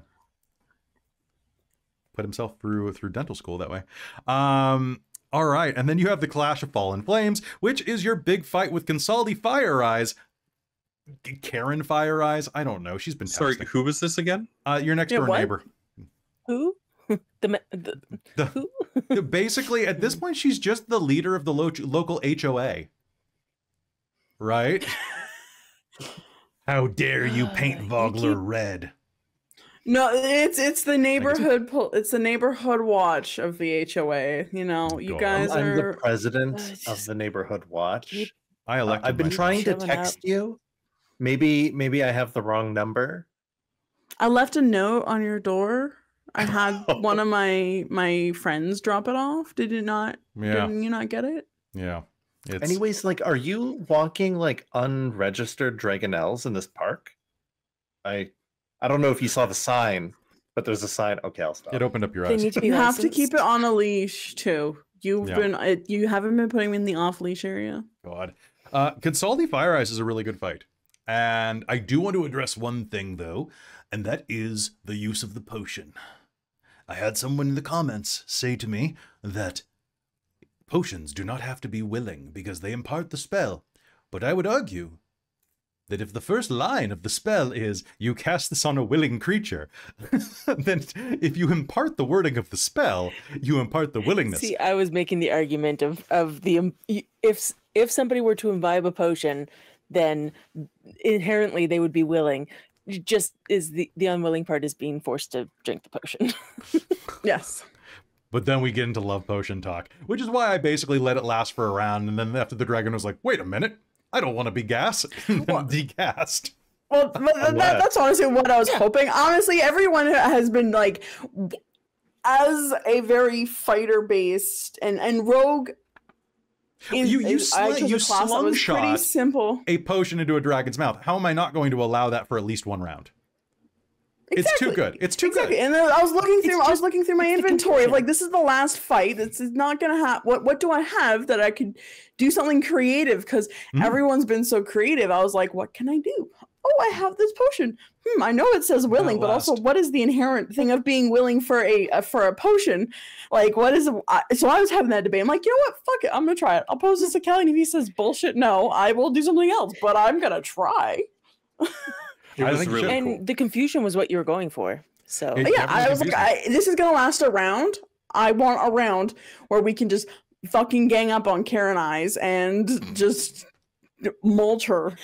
Karen Eyes. Karen Eyes. I'm sorry to any good Karens out there, any good people named Karen who aren't Karens, but she's Karen Eyes now. All right, so it's a big fight. It's great. Our fight was legendary. It was super good. Everybody did such a good job playing their characters. The Phantom Steed showing up in clutch, the giant hand punching out Karen Eyes, you know, Godfrey getting stabbed by his own Dragonlance and then coming back and winning with his sword. Like, it was just like, oh, everything was so good. Everything was so clutch. It was great. Beyond that, then you have the wrap up where you get to say goodbye to everybody. You do the hero celebration, and then you get the mysterious message, which I altered because I wanted to see people's expression, and I got Chris's expression, which was great. You get a letter, and it says that you get a mysterious letter, and the book doesn't tell you who it's from, but it's the seal of the Blue Dragon Army, which means it's from Kit. So if I had her sign it with a K, alternatively, it was from Kelly. Who knows? Okay. So Kiyoshuki sent that. It's fine. Wait, you're wearing blue. Technically, Kit would have been an NPC, so it is you. It is me. That's true. It's true. Me. Okay, and that is the rough summary of Dragonlance: Shadow of the Dragonqueen. Really solid game, really good one. You should play it if you like Dragonlance. Definitely go into it, talk to your players about the changes that need to be made, because there are a lot of changes that need to be made to kind of fit that same vibe. Also, the timeline doesn't quite mesh up with the normal timeline, so we kind of had to kind of slam it, which is why Raceland and the companions kind of were like just off screen at the end of Hazeal's ending because I wanted it. It's a nod. It's like appreciation. Right? It's so good. So you definitely got to do that. So let's go through the questions and comments that we had here. I'm just going to start doing these. We can go through them. Thanks for running Dragonlance, longtime fan of the world. My question is what ideas you have to extend the campaign to 20th level. I've already picked up Shadow of the Black Rose from Nexus. I was thinking about the original module, DL6 through DL15. Some people, so somehow the Blue Ladies War and the fight at the Battle at the Clare Tower ending at Naraka. What would you suggest? Okay, so to extend the module to 20th, I would say, I mean, in the actual books, which dragon armies are not dealt with? So the Blue Dragon army gets defeated, right? Because that's the one that mostly fights with the main cast. But what happens to the Black Dragon army, White Dragon army, and Green Dragon army? But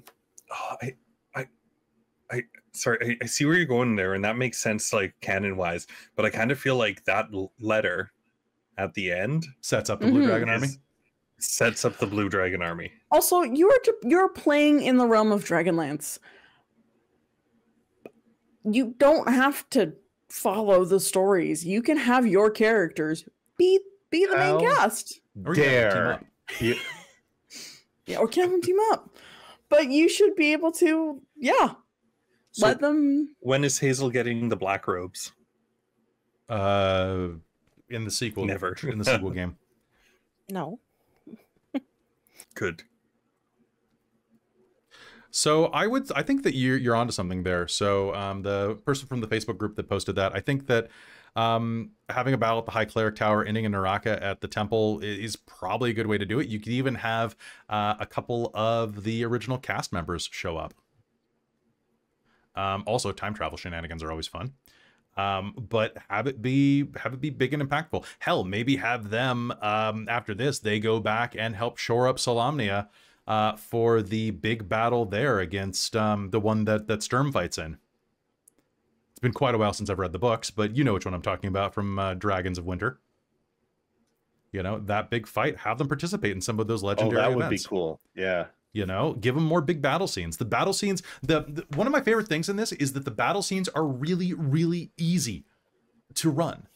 Like there's so much in here where it's literally just, hey, this battle has stuff happen on initiative 10 or initiative 0, and then like weird stuff happens. Like, you know, it's really Which is easy. fantastic. It's fantastic. And they kind of wrote themselves away from the board game. Like nobody needs it.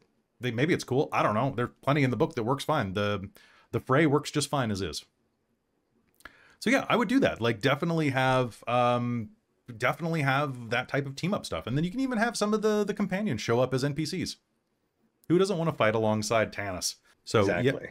yeah, that's what I got for that. Huge thank you for running the stream. It was a lot of fun. I hope to see the cast in more adventures. You will.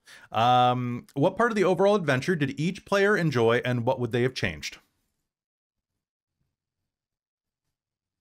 So why don't we go through that? Who wants to go first?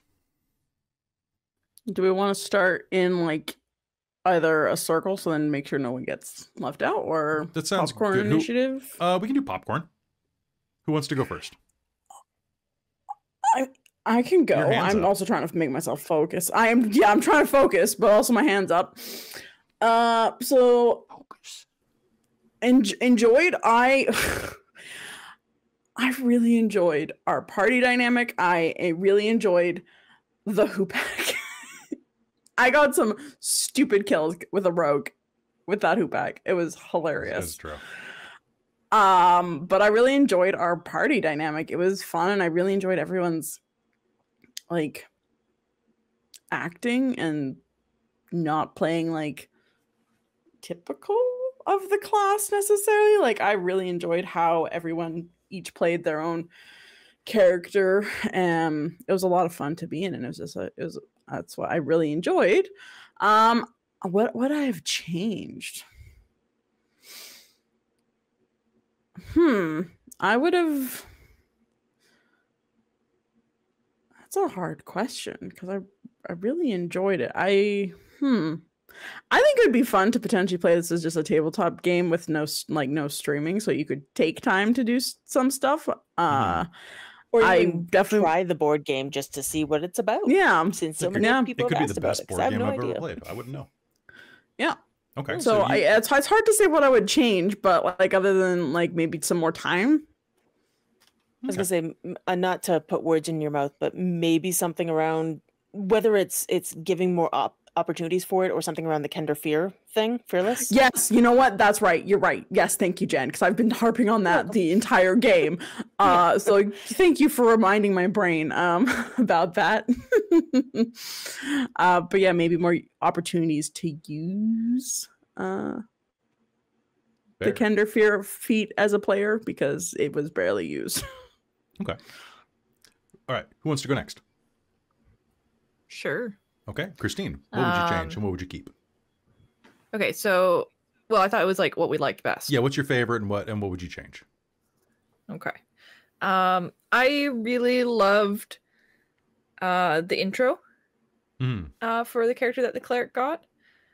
I mean, a lot of that was, I think, yours more than anything, so I couldn't necessarily say it's the module. You gave the seed. But that really set the overall tone for me for the game, for my character. Also, I gotta say, like, meta magic adept, glorious. Pretty glorious. That was. I think if anything, I would change like potentially the whole like Dragonlance or type like death reaction for some of the things because it just didn't feel that threatening a lot of the time. The draconic the draconians. Bros. Yeah, draconians. That's everything what in this module has drag in it. Do you feel like that was kind of like more tedious than it was dramatic? Yeah. Yeah. In a lot of cases, it was just frustrating or irritating. You know what? As a dungeon master, 100%. Like every time you would kill one, I would get like almost to the next turn, like almost to the next player, and then I'd go, wait, I gotta do its death throws. Because they were such a primary antagonist, it was clutter. Oh, hey, well, and really all it really did was penalize people who played melee characters more than anything, so that I kind of get where they're going with the idea that the dead body version is supposed to like confuse your friends and allies, but the thing is, if we watched you kill it, why are we going to be confused by the dead body? We're going to go, oh, that's freaky, I didn't know they did that, and move on. Because you can see clearly your friend just killed it. Fair. Which one of you is the real one? See, if they did that more during combat, that would be really fun. Okay. I think the idea for that anyway is more like in the moment, seeing yourself dead is horrifying. You'd get over it, sure, but then the enemy also might know what you look like. We got away with a lot of things because nobody knew who we were. Well, just like it just gets so repetitive after a while of just like, and there's my corpse again, and there's my corpse again. It's true. Yeah, that's the thing is after the first time or two, it's like, all right. There was one map where like 3 of the 4 spooky ghosts that hang around for a minute. Whoa. Just like what? Like yelling? Was it all at spooky? People that walk by, 3 of 4 of them were like all Godfrey. So it's just like 3 of Godfrey's ghosts like chilling on like that's just too much wild hair. That's just that part's horrifying. That was terrifying for different reasons. Oh, and I like the idea of them just standing there being like boo, like trying to jump scare people, and they're like, stop. Just boo. Stop. The real Godfrey isn't that terrifying. Yeah, like you're pushing your luck here. Yeah, So, I think that thing in general just works more in a narrative sense. Absolutely. So if you could have done the thing of like Godfrey ran down a hallway, we rounded the corner, and then there's this ghostly Godfrey there. That's more freaky than just in a large room fighting stuff, right? And I would have gotten away with it too. Oh God, you pull off the mask and it's a Civ Draconian, and it's just a loop. Okay, amazing. All right, my goodness. Who wants to jump in after Christine?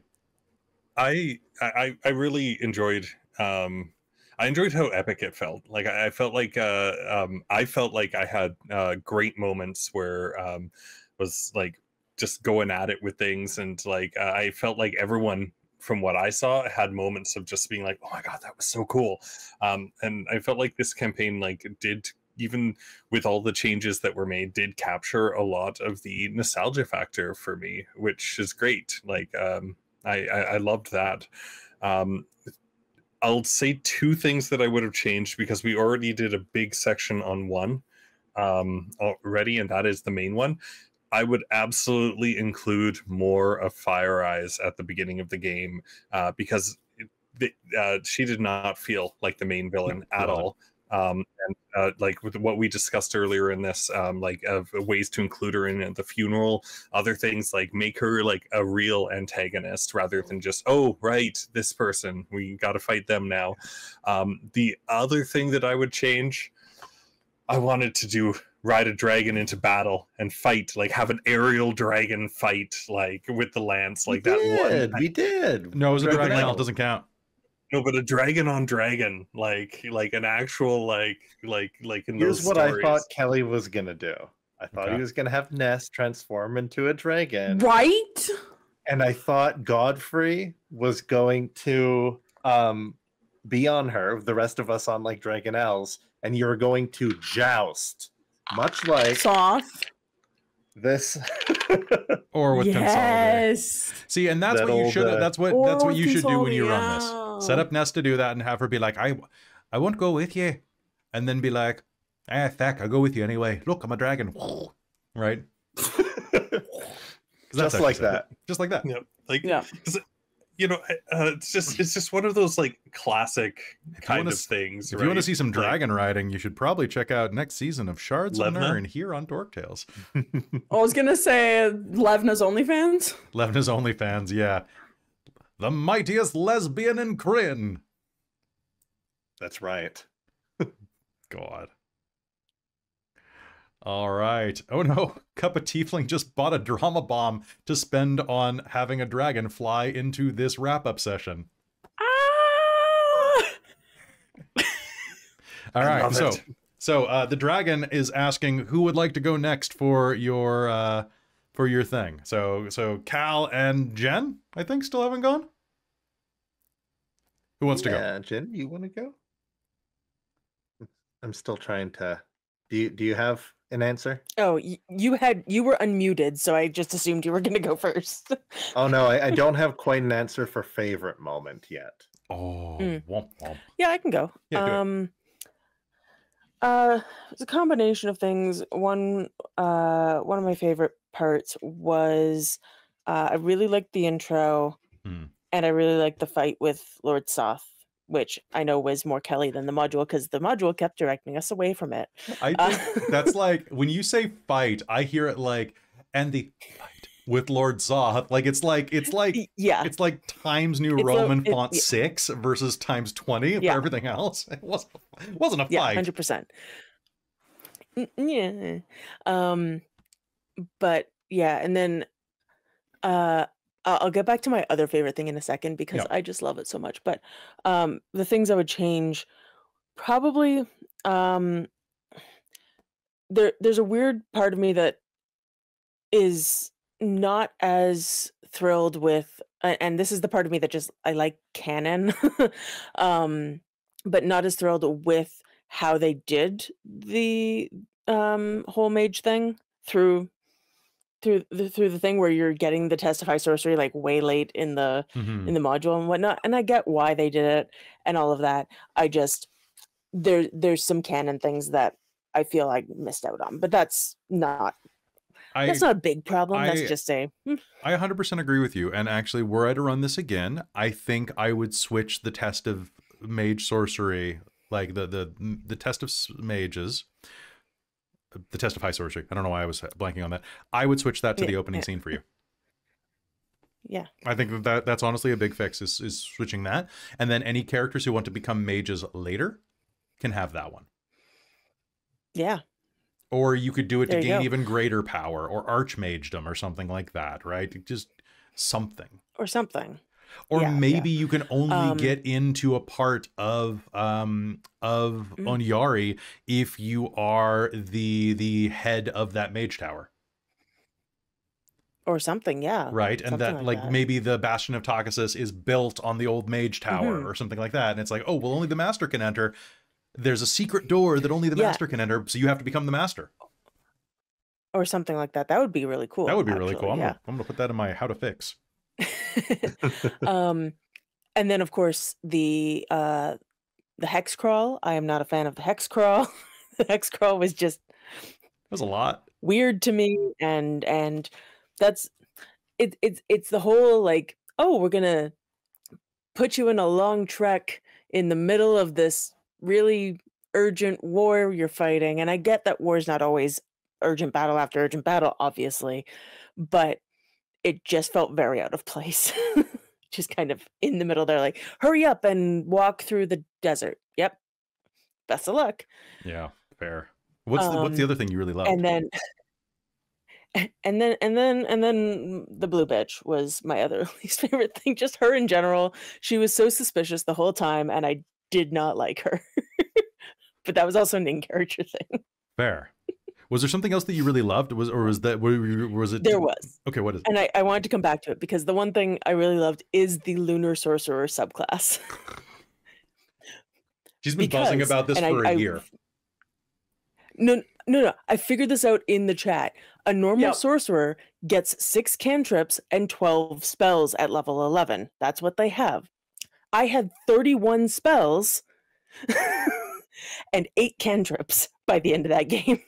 That you had access to. Because I got 15 extra spells due to the Lunar Sorcerer. That you had access to depending on what you switched to or something like that. It was... That I had access to all the time. I just only had a free use to spend depending on the moon. There were still sorcerer spells for me. Yeah. That's hack. And I mean, Kelly, like we had this talk early on when I realized that the Unearthed Arcana was different phrasing than what was actually published, and they changed it to you could just have the first level for free, rather than like all the levels, and you let me kind of do all the levels so long as I didn't just switch and then could use another one, right? Like I only got 1 use per level, but I could get that for use, and I was still down to my last spell slots in that last fight. Good, as you should be. I think that's what made it exciting. It did, but it wasn't a problem that I had all these free spell slots, sort of, because I was still bone dry at the end. So yeah, Lunar Sorcerer is amazing. That's not. And I love it. I'm not gonna say the jokes are right there. So Cal, you have to go now. I have to go. You have to go. You don't have a choice. All right. The things that I would like change or like do differently. Well, but before I probably just the blue lady's there to remind you, like, this is the plot. This is the Lord plot Soft. or whatever.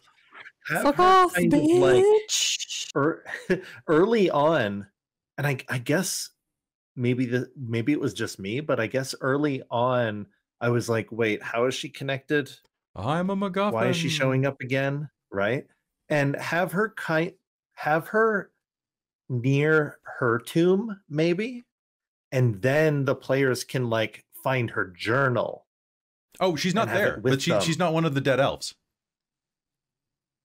See, right. This is how confusing her presence is to some players. Right. Yeah. So no, she's like she was like pre-cataclysm, right? Like her body's toast. Yeah, long ago, right? So there would be no remnants of. So it's like she's redundant, right? So you would say just I guess that's the thing. Ladara. Yeah, I'm trying to say. Yeah. Her role could be filled or make her appear in the mirror when you use the sloth against against him. Large sloth of low. Everybody gets one. Make her appear in the mirror if you're looking into the mirror and be all like, "What? Wait, what's up with that?" You want a nice easy fix? You guys show up. You cut her from the module entirely because you get his backstory from other places.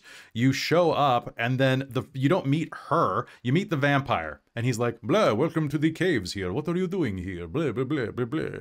Oh, there you go. Oh, you want to fight that Lord Sloth guy? Yeah, he's pretty butch though. Maybe you use this magic mirror I've heard about?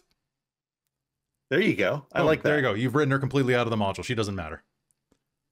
Like, but then the feeling like I should know who she is, and it was kind of nice knowing that the other players were confused by her too. I'm like, okay, it's not just me. Just me. And what was the thing you loved? But as for like the good parts, and this is like a shout out to like the storyteller Kelly as well, though. But like the slow-mo, the moments where, you know, despite definitely not having a singing voice, I got to like write out my own little like genre specific, like, ooh, I had just read like the first book over again, and ooh, I remember the Solemnic Oath, and I PM'd that to Blogg so that he could deliver that like during the was it the eulogy? Yep. I think. Yeah. Little things like that really into the setting, and I think that was more us than the module bringing it. We were more faithful to Dragonlance than the module was. I think that was us bringing it more than the module. But yeah, the I hope that y'all liked it. Just all of what like kind of we did, right? Like the little stone arrow from like the little kid, and like the I can summon the spectral warhorse. I forgot, and making it feel like these big moments rather than a hack and slash, and it really started coming together. Yeah, like at certain parts, like throughout it, and instead of it just being like a dungeon crawl, it felt, I don't know, it felt like we brought it. So my favorite part is us. Is that? Are we allowed to say that? You're allowed to say that. You're allowed to say that. So, and then there's a question. I think that's great. You guys were my favorite part of this game too. Question for me: if I were to run this on a table, like a private table versus a stream, what top 2 things would I change? I would take more time with the character moments because I wasn't running for an audience and didn't have to keep it at a good clip. I'm going to do a couple. I would use a lot more body language, and I would be much more, I would stand up, I would shout, I would like wave my arms around and do crazy stuff. It'd be great because that's how I run when I'm at a table. But I think the number one thing that I would do, I had it a second ago, was I would, so when we run modules here, I try to run them as close to what is written in the book as I can while still making it fun. Taking little diversions. I'm doing it more the more I get comfortable running for stream and running these modules on stream, because I used to get really stressed out. Like Rime of the Frost Maiden had me really stressed a lot of the time. Curse of Strahd too, because there's an expectation of doing it a very specific way. And because we also put these out as they're entertainment, but there's an element of instructional video to it for new DMs and people who are trying to figure out how they want to run this module. So I try to keep it as vanilla as I can while just adding my own sprinkles. I would go off-roading if I were doing this at home. I would skip entire chunks. I would cut things out. I would restructure things. I would have Consaldi show up at the beginning. I would, have giant dragon fights. I would retcon a lot of the things to make it fit more into canon. So that's not just one thing, but I would say that if you're asking me this as a question as a DM and what advice I would give to anybody else, is that use this as a roadmap, but remember your table has 4-wheel drive. You can go off-roading. And that's something like that I think is really important to point out. We didn't follow this one as much. Like we did things like and a bit, and there were some things that you had mentioned in other ones that you cut out, and I think that all of that was what made this one of the most fun ones that we've done so far. Like modules was that off-roading and those moments of doing that. I think that it's, yeah, so have fun with it.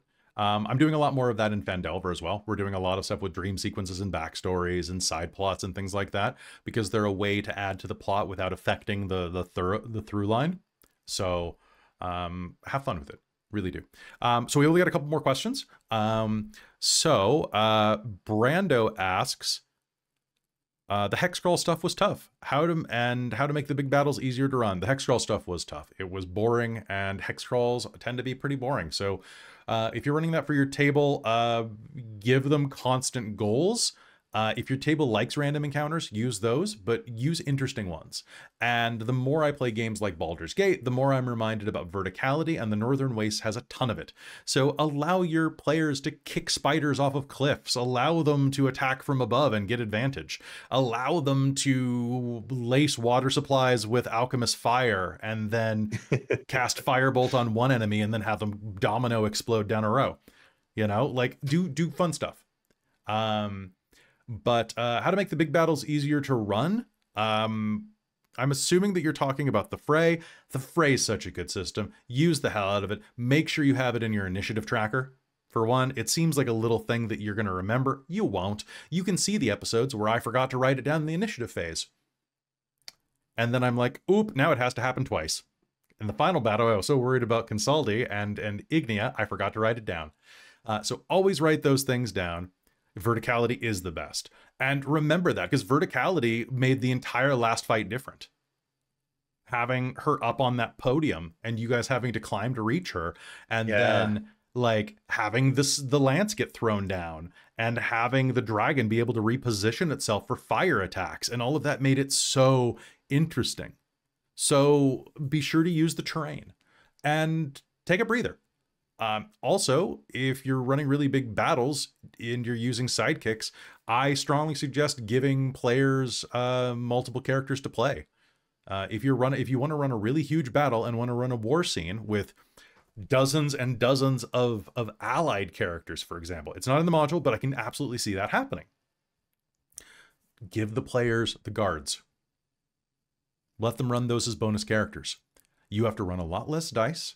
And you can even up it. We'll go watch our recent Shards of Nirn videos. Give those soldiers names. Give your players a index card with a bit of the character's backstory. Give them some loved ones, family members, and hobbies. And then say, here you go. Keep this precious little dog alive for a bit. This nice little guy who collects ceramic cats and goes... And then you go, how about you did this? You killed him.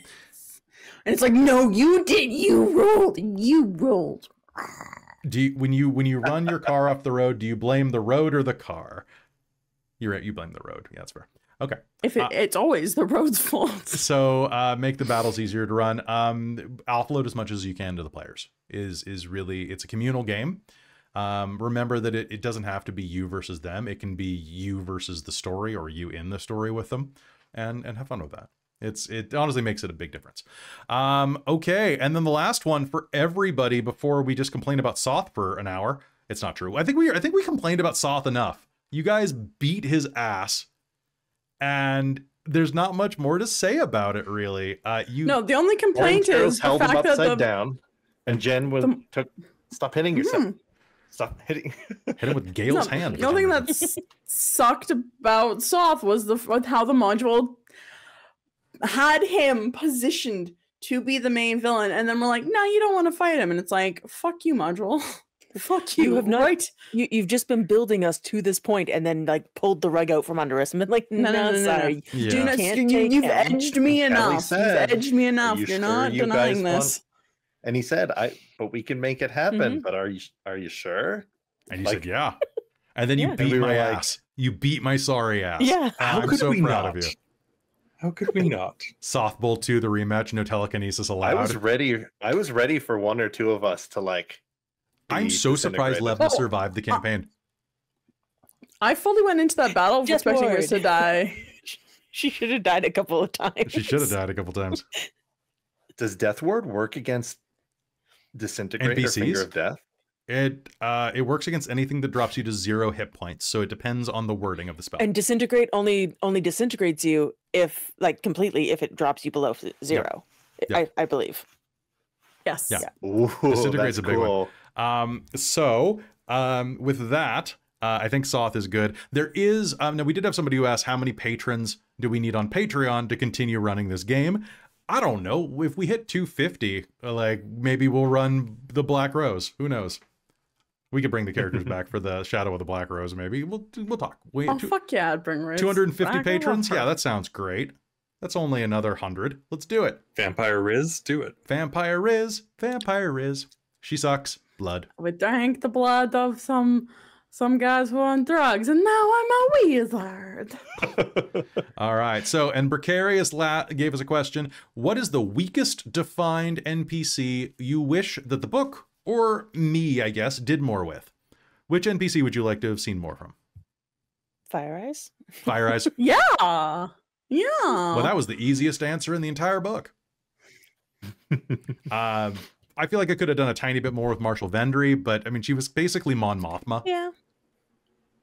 She's Yeah. like, I'm here to tell you things and to be a general, but I'm not as cool as Yeah, Leia. it was just kind To of weird. Like the first Calaman part just felt like you were saying earlier. It felt with the side quest that it was kind of like yeah, I would pump that up a little. bit. Why are we doing this? Which, I mean, Marshall Vendry was kind of tied in with that, and so maybe developing her a Maybe bit there's more that there would be part. great. But Make her a single mother who just needs to fall in love. Set her up with Bakaris. No, set her up with one of Senior. the players. A dwarf, an old surly that dwarf too. who's set in his ways, but needs to know how to love. But for as like expanding on NPCs, kind of the Call it like short the romance. opposite to what Breck did. Asked, I think you did a really good job with Lord Bakaris Senior, the father. I think you did a really good job. You guys did Like, a and really then good that job scene- with that. That made it really hard to make him have a heel turn. Man. Yeah, That was Yeah. rough. but you justified it really well. You took that, and it was really good. Like Yeah, thank you.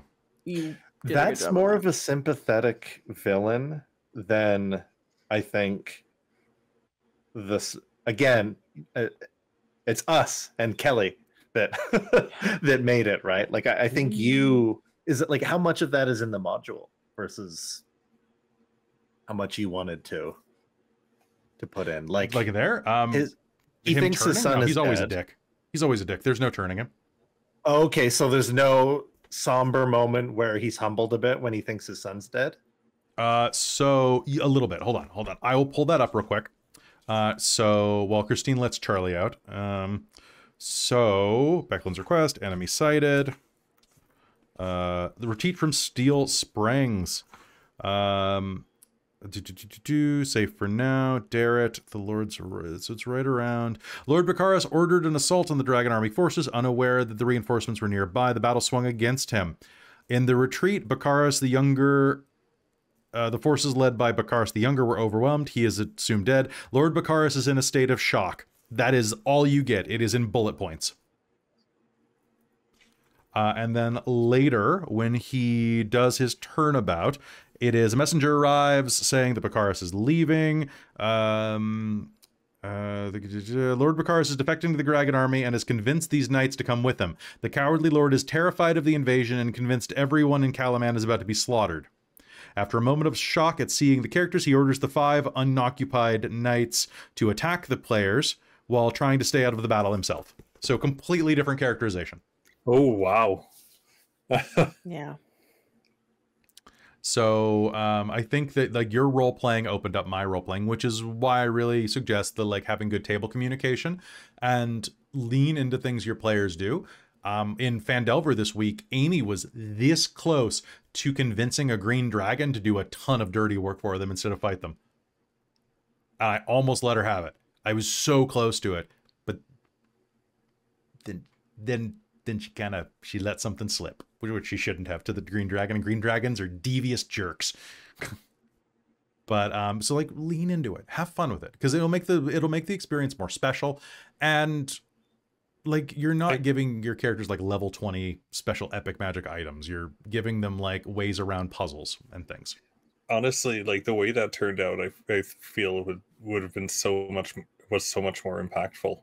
Like with like turning him, doing it, and just like being like, oh god, it's his son, like it's his, like was just It was so that worked good. out so well. Yeah, so there you go. There's something that the people that want to run it can lean into. Right. Like how we and you did, right? Like set him up as a jerk that you want to hate, who's gonna like be a turncoat, then have him lose something and like kind of eat some humble pie and want to help the group, and then have the love for his son like be his His undoing, downfall. right? Like Yeah. that's more of a that's a cooler story. It's right? way cooler. Whereas It's depth. I don't give a shit about Consoldi. Well, the thing is, like, if I you care introduce more about this Consoldi guy. at the beginning, I think you should make her a likable character at the funeral. Oh, I think she should, because if you like someone, it's easier. Like the hatred hurts, because then it's a betrayal, right? Chris, what were you gonna say? Well, I was just trying to think of different ways to try and keep her in the story, like beyond what we've already talked about, like and still, like, I mean, Soth, he's on the cover, like he's the selling point, and like maybe we don't even have to keep her in the story at all. Like You can just take her completely out and make like have the last battle be you want to know what the thing about this that's really Western a piss off Kern is? the dragon, then Soth. Do you know what the picture of Lord Soth is in the book? Okay, this is the picture that comes with his stats. Are you ready for what could have been the final fight in this book? Lord Soth, My on dragon fight top of Right? Varlix. look how That fucking cool should that have. is. Yeah. And then on Ness, we have Godfrey with the lance. Dragonlance. Oh, Levna would not have let me ride Ness. Yeah, maybe if you ask nice, she Well, could be convinced. she was Just give hesitant. her with that. give her the polyjuice potion. Yeah. So folks, the last thing is that we had a question from one of our viewers that said, we would love to see you guys run the original Dragonlance modules. Dragonlance Nexus, or pardon me, yeah, Dragonlance, I think, yeah. Dragonlance Nexus just came out with a conversion kit to convert the first 4 modules of Dragonlance into 5e, the original storyline of the companions. So, and I'll reiterate this when Christine gets back in a second, but I would be willing to, as either a channel fundraiser or a charity event, do a marathon, like spend a weekend running Dragonlance, the original chronicle. If people would, like, maybe this is the potential. I was just thinking that'd be really cool, because then, like, you would have time to costume who you'd want to be, and then you could actually fight over characters. You're like, oh, I want to be Raceland. Well, you got time to get your contact lenses. I want to be Rizira Moonbrush. No, the Kender Queen's too high level. I'm gonna be Rizira Moonbrush. Oh, they're too high level. They're too high level. You guys are starting at like I get to level be 2. Hazeal. I was gonna say, like, I actually probably couldn't be Hazeal again because I'm repurposing her wig. This is true. So I guess I have a question in that.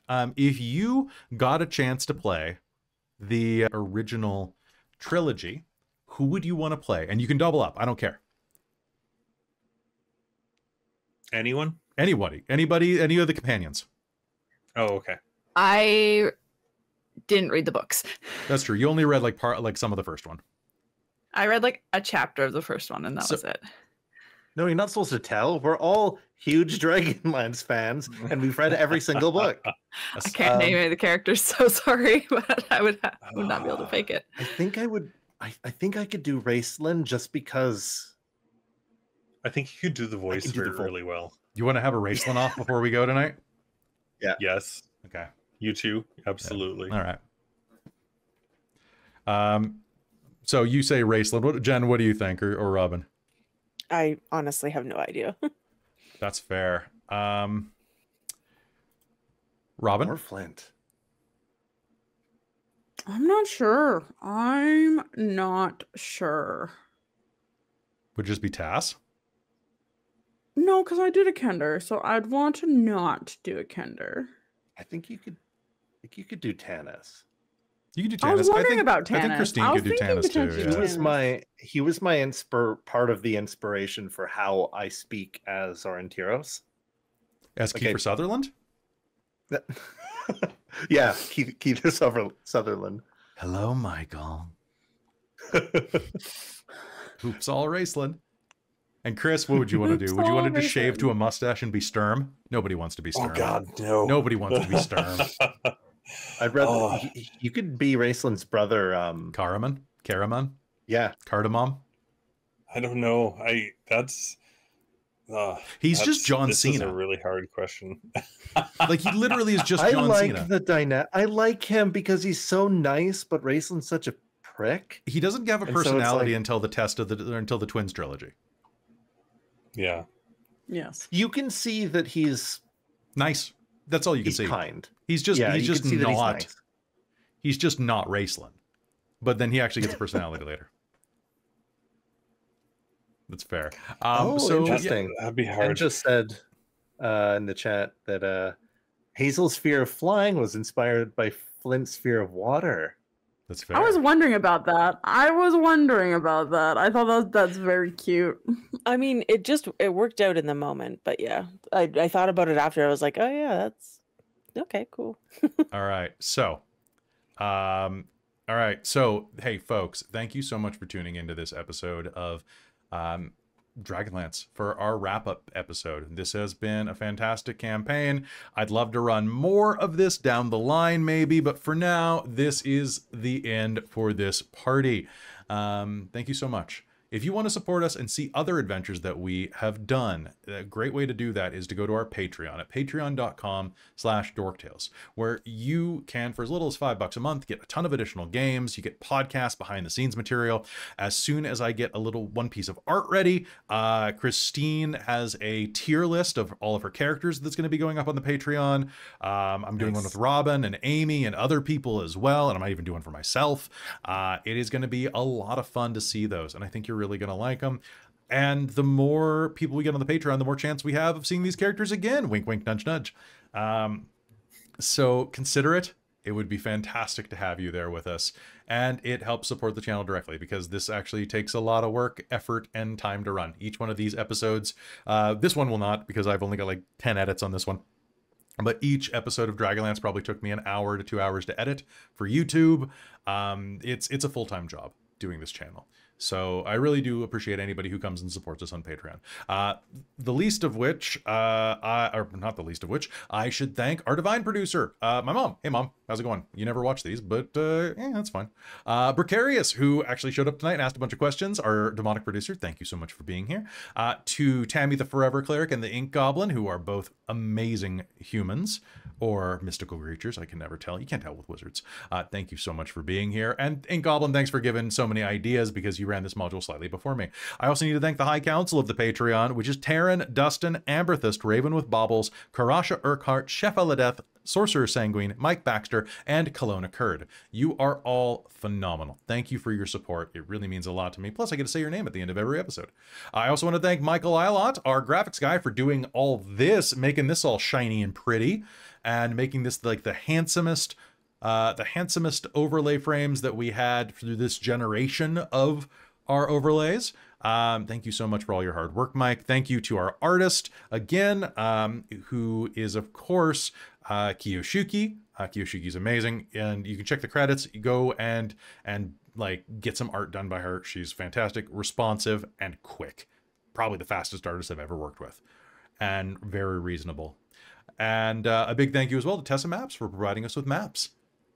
We couldn't have done it without you, Tessa. Thank you so much. Go and get some maps from Tessa Maps. You're going to be seeing her stuff in a lot of our games, especially some of the ones where the Wizards of the Coast games are basically just like white paper with lines, which are just pretty bad. But folks, you are amazing. Thank you so much for watching. Really do appreciate it. And before we go, Cal, give me your Raceland. Let's do it. Raceland off. Oh, we're doing the Raceland off. Hello, brother. No, that's a little too low. Go, you go. Leave me, I must rest to gather my strength. Carmen, you fool.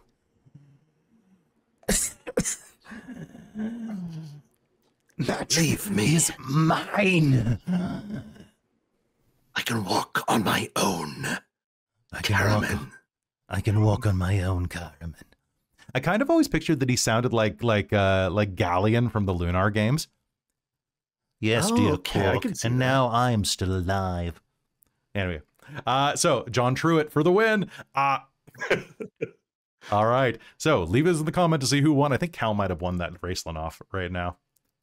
We'll see. We'll see. I would say so. I'm You would good say at so? beating them. Oh, Yeah, I was you- gonna say I think Cal won. Everybody gets one. Everybody gets one. Yeah. Everybody Talon gets one. Kelly. All right, sounds good. I got to run the game, so I can't be Raceland. I feel like I won. I got to experience that. The race off. Yeah, that's true. I think the audience. We'll have a are the true rematch. winners. We'll have a Raceland match. All right, In costume. in costume, yeah, just black robe versus red robe, baby. I just gotta Loser is lose Fistal 100 and pounds Dantus. and I'll be. Fisty boy. Yeah. All right, and with that, folks, thank you so much for tuning in to this final episode of Dragonlance Shadow of the Dragon Queen. You are all amazing. Thank you for your support. We will see you very soon in Transylvania by Night, well, Transylvania Chronicles, and pretty soon after that in the Vecna Beatdown, who I have to cast that game because we're gonna smack the hell out of that lich. Right. Oh, Smack him like a lich. I so hope that's a potential You can always smack him. with his own hand. Good night, everybody.